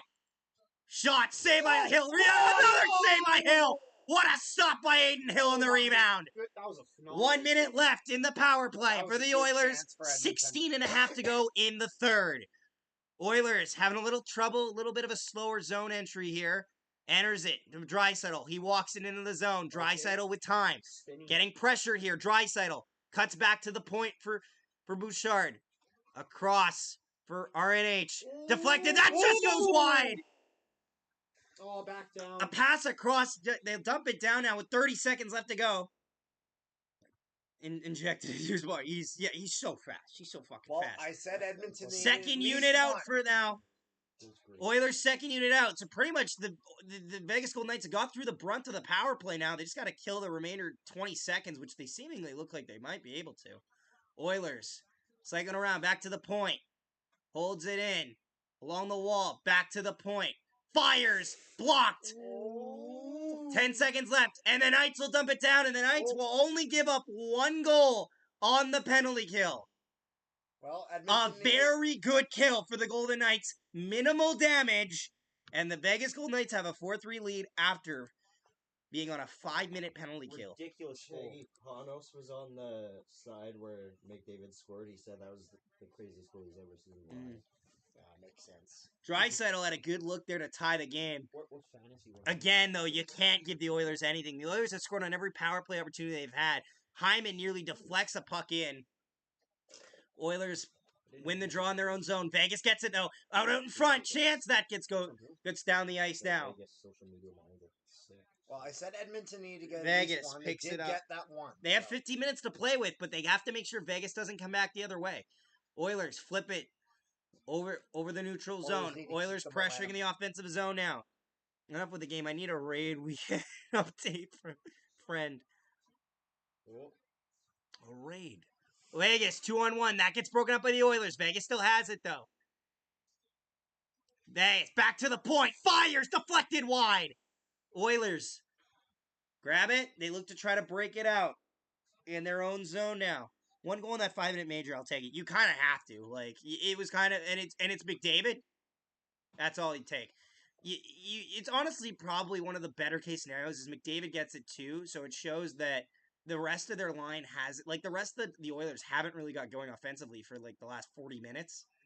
Icing here against the Golden Knights, and we'll get an offensive face-off for the Oilers, who now lead the shot count 28-23. Ugh.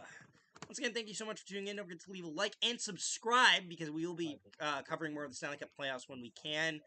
So, always nice to see new faces in the chat. We're up to 1,200 viewers so far. Vegas champion, welcome, Mr. Sibbies. Appreciate you for tuning in. Defensive zone face-off here for the Oilers. Draisaitl on the draw. Vegas wins it. Oilers pressure. Vegas comes up with it. Vegas will get it out of their own zone. No, they won't. Oilers hold it in. Now it'll bounce free after bouncing off the shin guard of a Vegas player. Oilers in their own zone with 14 minutes to go. 28-22 shots. So they actually took one away from the Vegas Golden Knights. Rare. Oilers getting pressured in their own zone hard here. Back the other way. Oilers enter the zone. With speed to McDavid. McDavid tries to cut wide. Prance up front. That just goes wide. No English. That's okay. Can you understand what I'm saying, though? Vegas, back the other way. Oh, that's a bad Entering play their by own bad Bouchard. play by the Oilers there, but they are able to salvage it from there. Vegas still pressuring. Wraparound chance saved by Campbell. From Kazakhstan. Holy moly. You're a long way. Welcome to the stream. I hope you enjoy. I hope you're able to follow everything, because I know, obviously, English is not the first language there. Yeah, appreciate you tuning in. Thank you. Thank you. Oilers in the neutral zone. Cuts back into their own zone now with the puck. 13. Shut up. Shut up. Shut up. Shut up. You're not busting out an accent after somebody from Kazakhstan comes on. Nah. Very nice. Shut up, please. Kepler. Shut up, Kepler. Vegas in their own zone. Vegas looking to move it out. Oilers try to hold it in. Oilers in the neutral zone. Puts it with a little bit of speed. Shot that gets stopped there by Hill. Back the other way comes Vegas. That was a Oilers Nick- breaking up in the neutral That was a zone. Nikolai Ehlers play. 2 strides Vegas. in, slap shot. Brings it in. Dumps it in. Oilers in their own zone. Vegas. Chance of shot that goes wide there. Vegas in the offensive zone. That goes up and out of play, and we will get a whistle with 12:11 to go.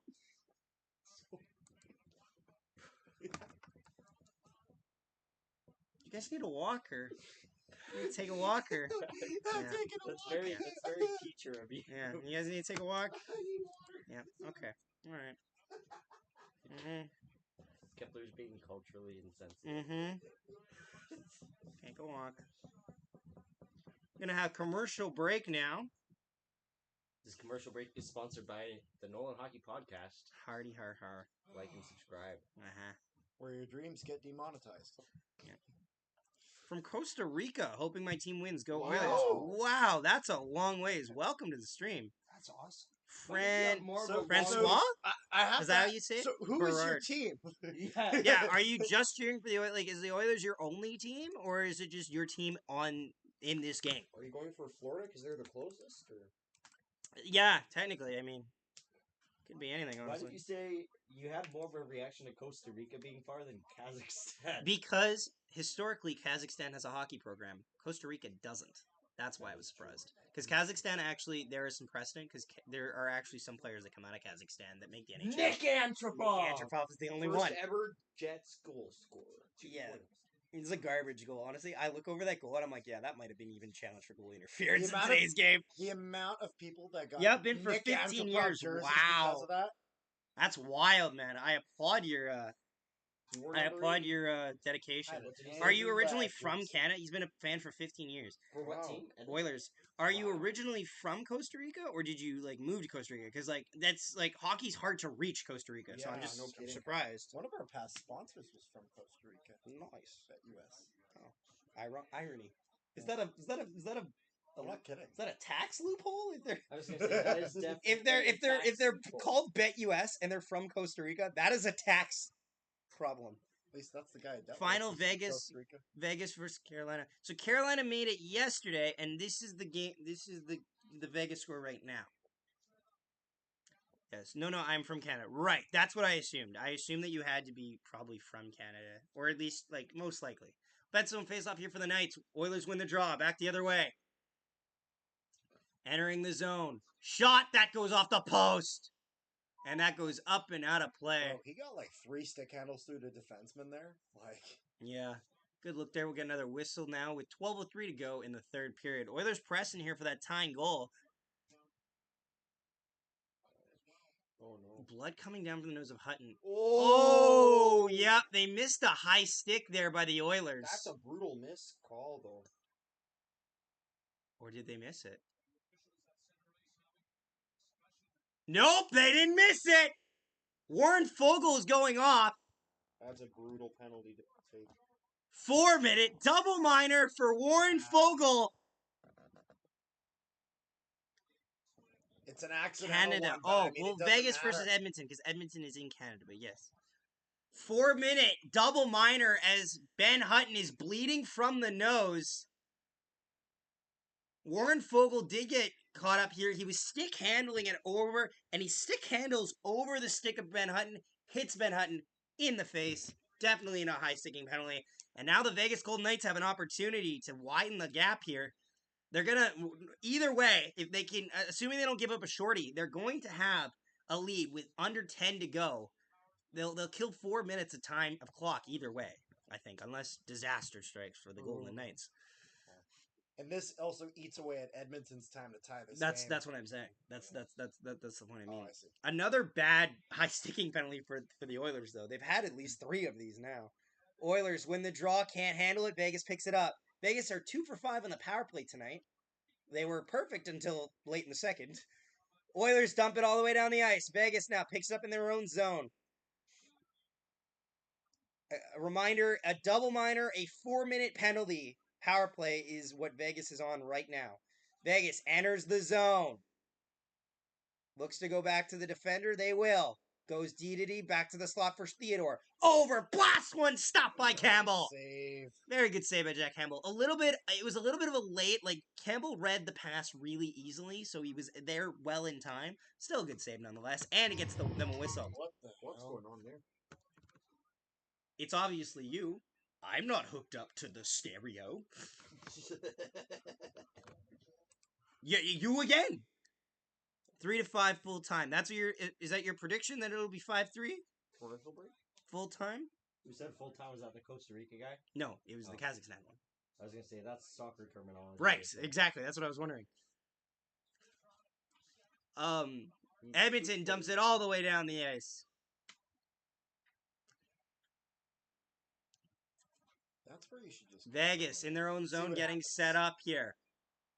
Almost a quarter of the power play done. It's going by slow. I'm going to be honest with you. This power play is going the time is ticking down slowly. We're now down to 3 minutes left on the Vegas power play. Vegas moving it around below the goal line, behind the net. Battle in the corner for it. Edmonton picks it up. Back the other way. Oilers dump it all the way down the ice. Easy save there by Aiden Hill. Oh, we got behind the play. Looks like we're going to have a penalty called. 5-on-3? Or Jack Eichel's going over to the box, and it looks like we're going to have some 4-on-4 action. Oh, that Desharnais is slow to go to the boards here. Desharnais, let's see what happens here. Desharnais takes his man, Jack Eichel. Jack Eichel. Oh! Jack Eichel spins, and backhands him in the face, and we are going to have some 4-on-4 action. that's a big fist to the mouth. Now, it's worth noting that the Oilers will not be on the power play for any of this. It's going to be That's a roughing really penalty. Good way to draw a penalty there. Mm-hmm. That's the thing. He's not doing. Look, he's getting looked at here. It's going to be a full 2-minute 4-on-4. The Knights will go back to the power play after after the Eichel penalty is done, because they have more than 2 minutes of power play time. But this right now is a golden opportunity for the I think this obviously favors the Edmonton Oilers. 4-on-4 hockey. They have better 4-on-4 a top 4 than Vegas does. But you never know. And Could imagine see it. a guy like Vegas. Connor McDavid having that kind of. He's got more room. On the ice. Wins the draw. Dumps it down. They'll try to attack the zone. Campbell leaves it for his defender. Looking to move it up. Oilers Now in the it's neutral strike. zone. McDavid on it. McDavid enters the zone. Leaves it there. Back to the point for Bouchard. Over to McDavid. McDavid waits. Wow. Cuts back. Oh, Good. Fires. Blocked there by the Knights. They've been doing a good job at blocking shots all game. That gets broken up in the neutral zone. Back the other way come the Vegas Golden Knights. That gets taken away by the Oilers. A minute 20 left to go in 4-on-4 action. Every game Oilers plays, he looks like moving around. Draisaitl He's in a league of over. his own. It's too good. I've never seen that before. Tries to pass to McDavid. Pass doesn't connect. Vegas now has it, taking their time. It's like Brad Lambert. If you're Vegas, this 4-on-4 is not ideal, but you will get a power play at the end of it for at least 50 seconds. Welcome, everyone, if you're just tuning in. We are live streaming the game here. Icing here against the Vegas Golden Knights, I believe. Or the puck just went out of play, as we will have a stoppage. I think it's an icing. Think it's an icing? Okay. I looked down and I saw the number of viewers, and then I looked back up, and the puck was down the ice. So it can't be an icing. I'm going to tell you right now, it's not icing. Because we're going to commercial break right now. You can't go to commercial break on an icing. Well, unless it was the Vegas-Winnipeg one. Yeah. That's an overtime. Overtime rules is, for overtime for playoffs, they have to flood the ice at the first whistle after the 10-minute mark, even if it's an icing. Because they only get one opportunity to scrape the ice during the overtime. Rather than, and that's why you'll notice there's a lot less commercial breaks in overtime. It's just like one commercial break. Because at that point, they're not really getting paid extra sponsors to do promotions and stuff because you've already gone over your allotted 3-hour time slot. Facts. Stats. But yeah, so so it looks like we went out of play. We'll see where the face-off is here. But Oilers down by 1, Game 5. Welcome, if you're just new. Don't forget to say hello in the chat. It was really great to see so many people tuning in. Didn't expect this big of a turnout, but I'm very happy with it. We'll be streaming. We'll try to stream more in the future. We're not streaming tomorrow. We might stream Sunday's game is up for. We'll see. We might stream it. I also might have a Mother's Day dinner, so I'm not sure. Because, got to be responsible. Do you see Quebec getting an NHL team or a CFL team? Like Quebec City, you mean? More likely an NHL team because they've already explained their expansion for the CFL. The CFL needs to make a lot of money for them to expand. And Halifax is the next one. Halifax, yeah. And they need a building. Yeah. They got nowhere to play. That's the thing. The CFL isn't stable enough quite yet to consider Quebec City. Mm-hmm. Go Knights, go. Nice. Help Albertans. I'm retarded. I can't read.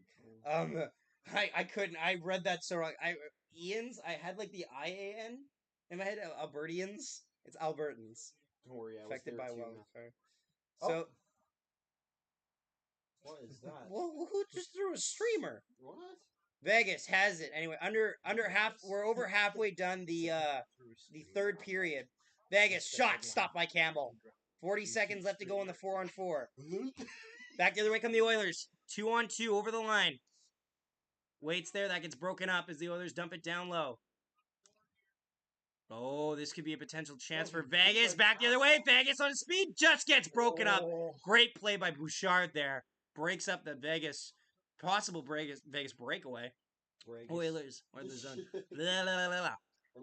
Oilers in the offensive zone. Bouchard waits. Over to Draisaitl. 4-on-4 is almost done. Blast one. What a save. Goes wide back the other way, though. And that goes down the ice. 50 seconds left in the Vegas power play now as we go back to the original 5-minute major power play. Oh, boy. McDavid picks it up. Gets taken away. Vegas picks it up. Back over the line. Enters the zone. Just over offside there. Eichel wanted a call there. Won't get one. Vegas gets it now. Enters the zone. Who are you rooting for? I prefer Oilers. I'd prefer Oilers by a lot. Chance shot. What a save by Jack Campbell. Okay, so Jack Campbell makes a really good glove save. But Jack Marchessault's not happy he didn't score there. But Jack Campbell also stopped it like David Riddick stops pucks with 2 blockers. He caught it and then dropped it, which is a little nerve-wracking if you're an Oilers fan. But I guess if you're an Oilers fan, oh my God, he put it off the post. Bouchard's blast went off the post. Jesus. He's impartial in this game. I'm trying my best. I have the same level of excitement when teams score, but deep down, I do have feelings. I know, shocking. But I am human. I am human. She must be a fact because she doesn't care about my feelings. Vegas wins the draw. Back to the point. Down low behind the net. Shots out front shot. What a save by Campbell off the blocker. A great save to keep this game a 1-goal game. Ah, God. It's like word soup. You okay? Vegas walking in, fire, save, another shot by Campbell. A rebound save off Mark Stone. Good One 1 second left in the Vegas 5-minute power, or double minor, sorry. Vegas 4-minute power play. 1 second left. And then we'll have 8 minutes of even strength until someone gets a power play. Because you know it's going to happen. You know it's going to happen. Oh, I think Edmonton's going to tie it up. Yeah. Jonathan. I think they might. Jonathan Marchus wins. I haven't done playoff OT in a long time. Jonathan Marchus. I haven't done playoff Stay overtime on since your feet last year. challenge. Impossible difficulty. Carter did playoff overtime. Going around. Face off here, the offensive zone for the Vegas Golden Knights. If you're an Oilers fan, you're used to just waiting, questioning your goaltender. I'm just making the assessment. Although I do understand that, yeah, goalies for Oilers aren't great. Oilers kill off the 4-minute penalty. Now they'll get an icing here as they're back to even strength. Remember when we watched the Under- Oilers game against Minnesota? Yes. Under 8 minutes left, the Oilers have done a great job on the penalty kill here, I will say. The penalty kill was spectacular because they needed it to be. Like, their game got blown open in the second period, late in the second, but now they've calmed it down. They've given up a lot of good chances, but they've kept it contained so far. They put themselves in a good spot where they can tie this game. They do need more finish, though. 7:54 to go in the third period. Shot count 31-30 for the Edmonton Oilers. Russia, Canada. When is the meeting? Aren't you tired of playing? I have no idea what you're saying. Edmonton enters the zone.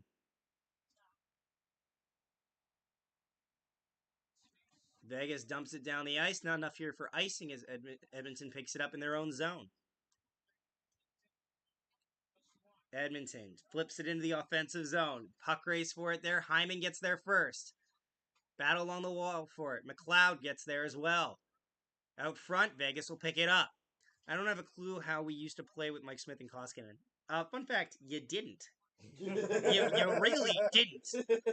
You just, like... The Edmonton Oilers with Mike Smith and Koskinen were just kind of a roller coaster. You knew when you were having to get off, and you knew how it was going to be fun for a bit. You knew the highs, you knew the lows, and you knew that it was going to be a circle. It wasn't going to end well. Do you guys think Marchessault can get one more shot? Let me guess. You have the over/under on Marchessault's shooting, right? I think that Marchessault is going to get one more shot. Beast chicken. I think that he is. Puck goes down the ice. There's 7 minutes left, and if this game is close, Marchessault will get a shot. If this game is tied, Marchessault will get like 3 more shots. I think you're good. If you're doing a live bet, not that I condone or I'm overly enthusiastic about, but yes, I think you should be a safe bet. Vegas dumps it in. Flips it into the neutral zone. Vegas, yeah. Edmonton now moving it into the zone. Through the neutral zone. He's getting logged up by Vegas. Back the other way. Breakaway for Vegas. Moving in. That gets broken up. Great defensive play by McDavid. Perfectly legal. Now with speed. Draisaitl over. Chance shot. Gets wide.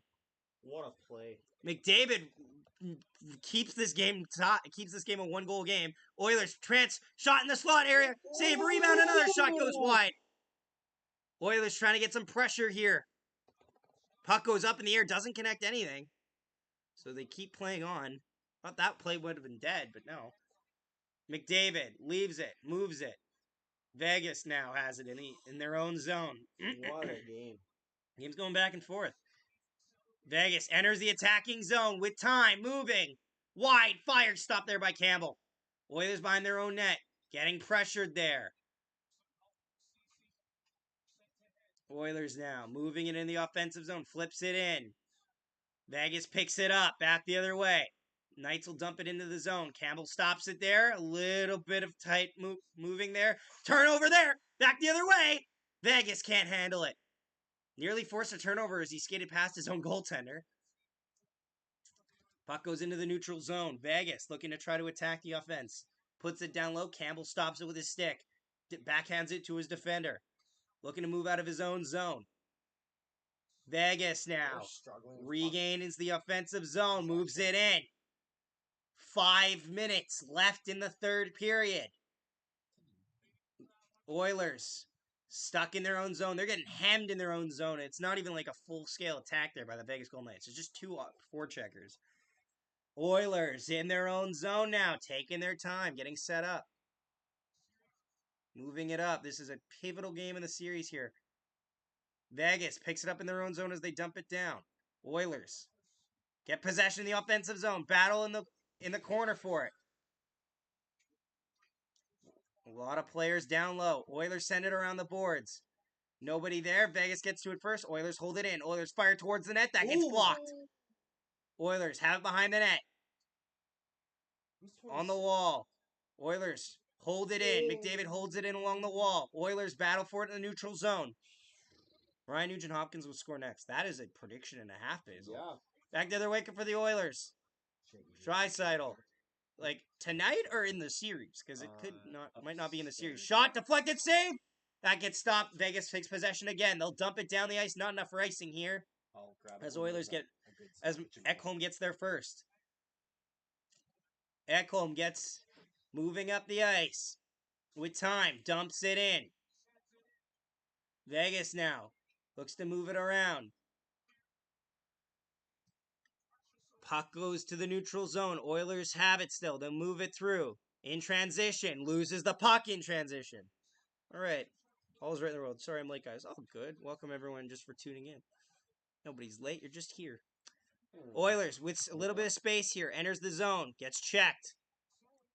Battle in the high slot there. Vegas back the other way. Under 3.5 to go in the third period. Vegas has been really shutting the Oilers down offensively. And they've been doing it without Pietrangelo as well. Vegas deep in the zone. Looking to move it. Battling for it. In the corner. Good pursuit by Nugent-Hopkins there. Moving it out. Vegas picks up in the offensive zone. 3 minutes to go. Down low. Vegas is pressuring.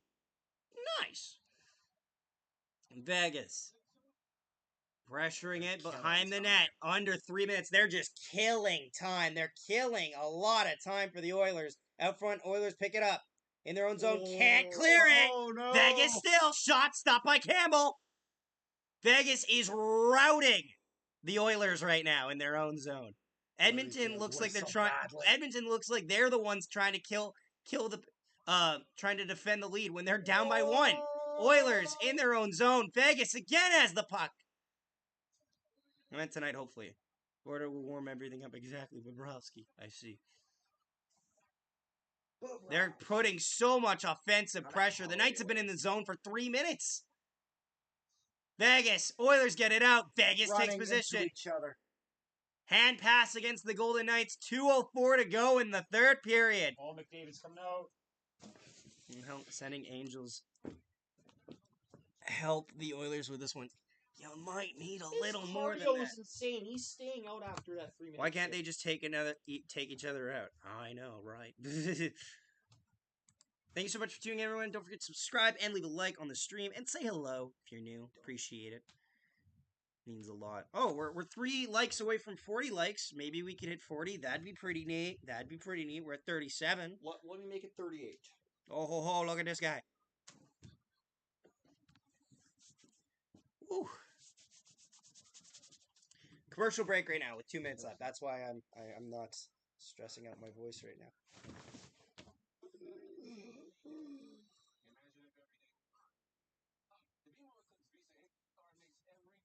This would be amazing. This would be amazing if it wasn't against my team. Bet, yeah. I feel you on that one.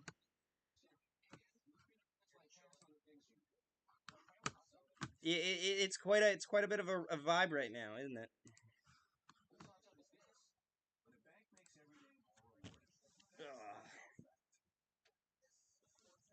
Oh, Chris Pronger ad. That's an interesting one. Chrissy Pronger. Chris Pronger is not hiding his receding hairline. Like, bro's like showing where the hair stops and ends. Like he's holding the line like it's the blue line. Like it's defined in a spot and that's it. He goes from no hair to a lot of hair real quick. Split on Guardians of Alex Fancy. You're getting your likes. Oh, am I? Am I really? Holy shit. Okay. I said, let's talk about the likes, and we got 7. Wait, what? In that hindsight, maybe we can get some subscribers. No, Ain't no way. You could go to 50 likes. Zach's like, yeah, we could get 50 in likes. terms of donation. In terms of donations, no. Nobody has to donate. We just appreciate y'all being here. And we do have a goal horn, a donation horn if you donate, but that's fine. Oilers having the offensive zone. Empty net here. Puck moves out of the zone.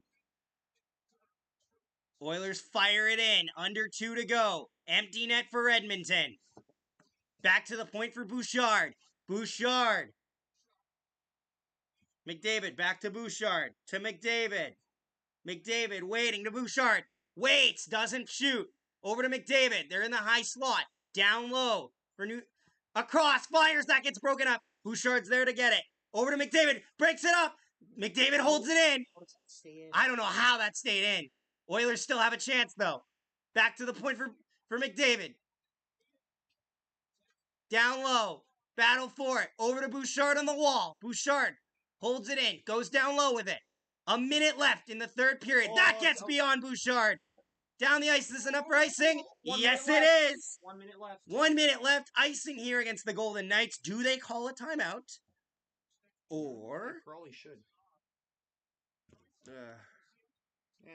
Or do they let the Vegas players be exhausted out there defending?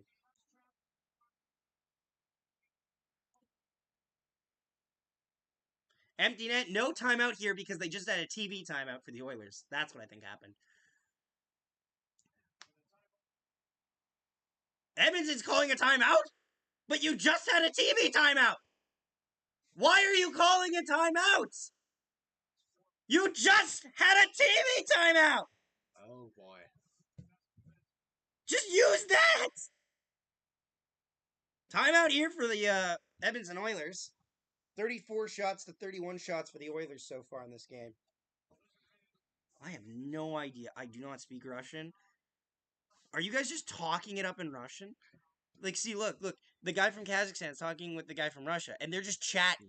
And they're talking in Russian. That's so hilarious. this could be the most vile thing being said, or the most wholesome. And we don't know. It's Copy one of them and put it into Google Translate. I'm not putting it in because then it'll fuck up my computer right now. I'll put it in later. It's not your computer. Yeah, let me put it in. Do you know how to type Russian? I don't. Highlight the image. He's talking No, about I copy. know. Use the camera. Image? Sure you can- Cause Damn. Stevenson. So Yeah, they you can use- beg you can McDavid take a for a picture on miracle. Google Translate. 1 minute left to play. Face off between Draisaitl and Eichel. Draisaitl wins the draw. McDavid has it. McDavid. Along the wall. 55 seconds left. Across. That gets all the way across the rink wide of the ice, but Oilers hold in. And Bouchard. What? Bouchard just fanned on the shot. And Bouchard sent it down into his own zone. What are you doing, buddy? Holy Moses. What are you doing? Oilers now need to get into the zone again. Bouchard just healed it. Oh my god. Oilers have it. Back to the What? point. Down the ice. They keep throwing it out! They keep throwing it down their own zone. 27 seconds left. No icing. 23. I'm not going to count it down. Oilers enter the zone again. One last gasp. Defenseman falls. Oilers hold it in. Down low. Vegas dumps it down the ice. Wide with 12 seconds left. 11. And they get the icing call. 10.7 seconds left in the third. I think they're going to add a little bit of time left, but what the fuck was Bouchard doing? He healed it. Bouchard set up like this with his stick like this, ironic and L, but went like this to shoot it and just healed it out of the zone. Again, it makes you think, wonder if they could have had a better second period. They added 0.4 seconds. They added 0.4 seconds. So 11.1 seconds left in the... But you know what? If you're the Oilers, don't panic off this draw. Win the draw, get set up, and then you can shoot. Don't just throw it at the net aimlessly. Unless Vegas wins the draw. Back to the point. God. Bouchard fires. Deflected wide. Up, puck's out of play. They're going to add a little bit of time left. They're probably going to add another half second or so. 4 seconds left, maybe 5. Oilers have a chance here, but they need to win the draw. I felt like that. They had a lot of thought time. that was it. That took forever. It deflects off the outside of Aiden Hill's blocker. Aiden Hill doesn't even try to make the save, and he still stops it. What a save. Luck goes at its... Yep, now we're up to 5.6 seconds. Oilers need to win the draw. If they lose the draw, game over.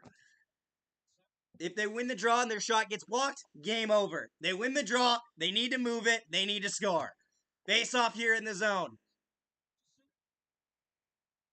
Oh. Vegas wins the draw, though.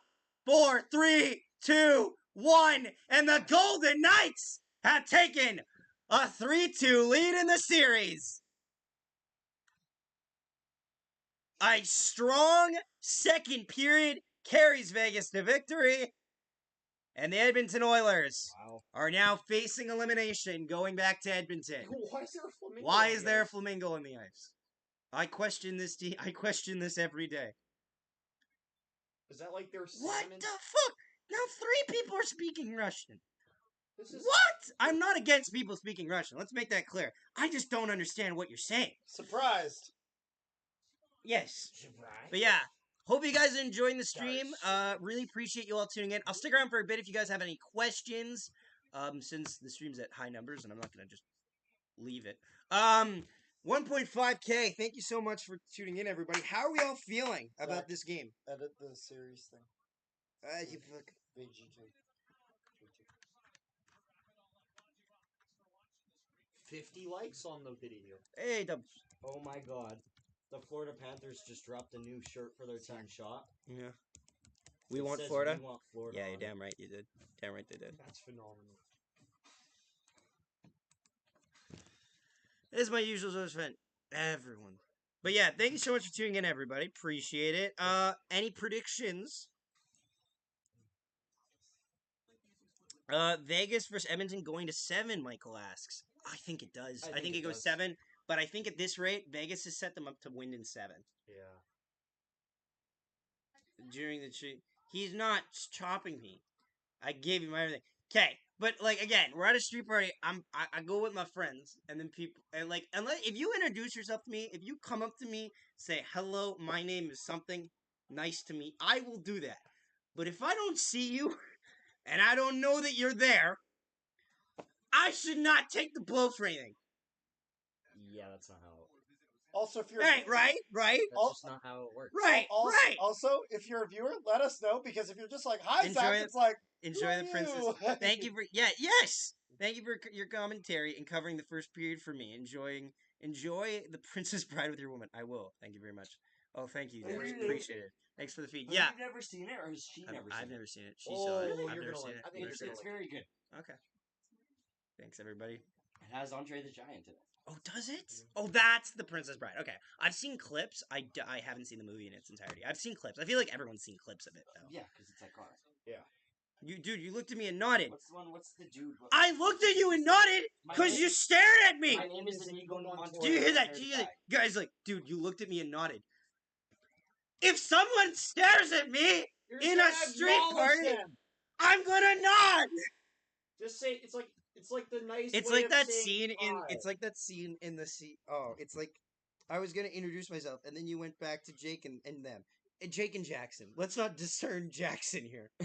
Let's not discern. Jackson is not just a random person. Is Jets Hub. Who's Jackson? Jets Hub. You and your Blake Wheeler merch. Signed by. Okay. I Hold on, wasn't staring at you all. Well, Two I wasn't Valor sure. soccer players. I wasn't sure. That's all. But Soccer. yeah, that players. one's not on me. Just come up to me and say hello, and that's fine. You can come to their house. Their address is Yeah, that's not happening. 1460 Henderson Highway. what is 1460? It's a McDonald's. Oh, okay. I didn't know his name. Yes, but yeah, thank you so much for tuning in, everybody. I'm probably gonna get going. This stream's almost at 3.5 hours. We'll go with it. Gonna have a video on the Winnipeg Ice's Game 1 win. We also The have a goal or Winnipeg no goal what? set up tomorrow where I talk about a controversial goal that was called a goal and why. Why it was a goal. And Zach supports civil rights. I support. Yeah, I do. Not a real controversial take there, but okay. Yes, thank you so much for watching, guys. Have a good night, everyone. Stay safe. Goodbye. Yeah, hope to see you another time. Goodbye. And now I wait a couple seconds because I don't know when the leg will catch up to the feed, and that's when they stop it. You know what I mean? Supports civil. We're still live. I don't know what you're gonna say. Yeah, it's definitely caught up now. Jules, welcome. Thank you so much. Yeah.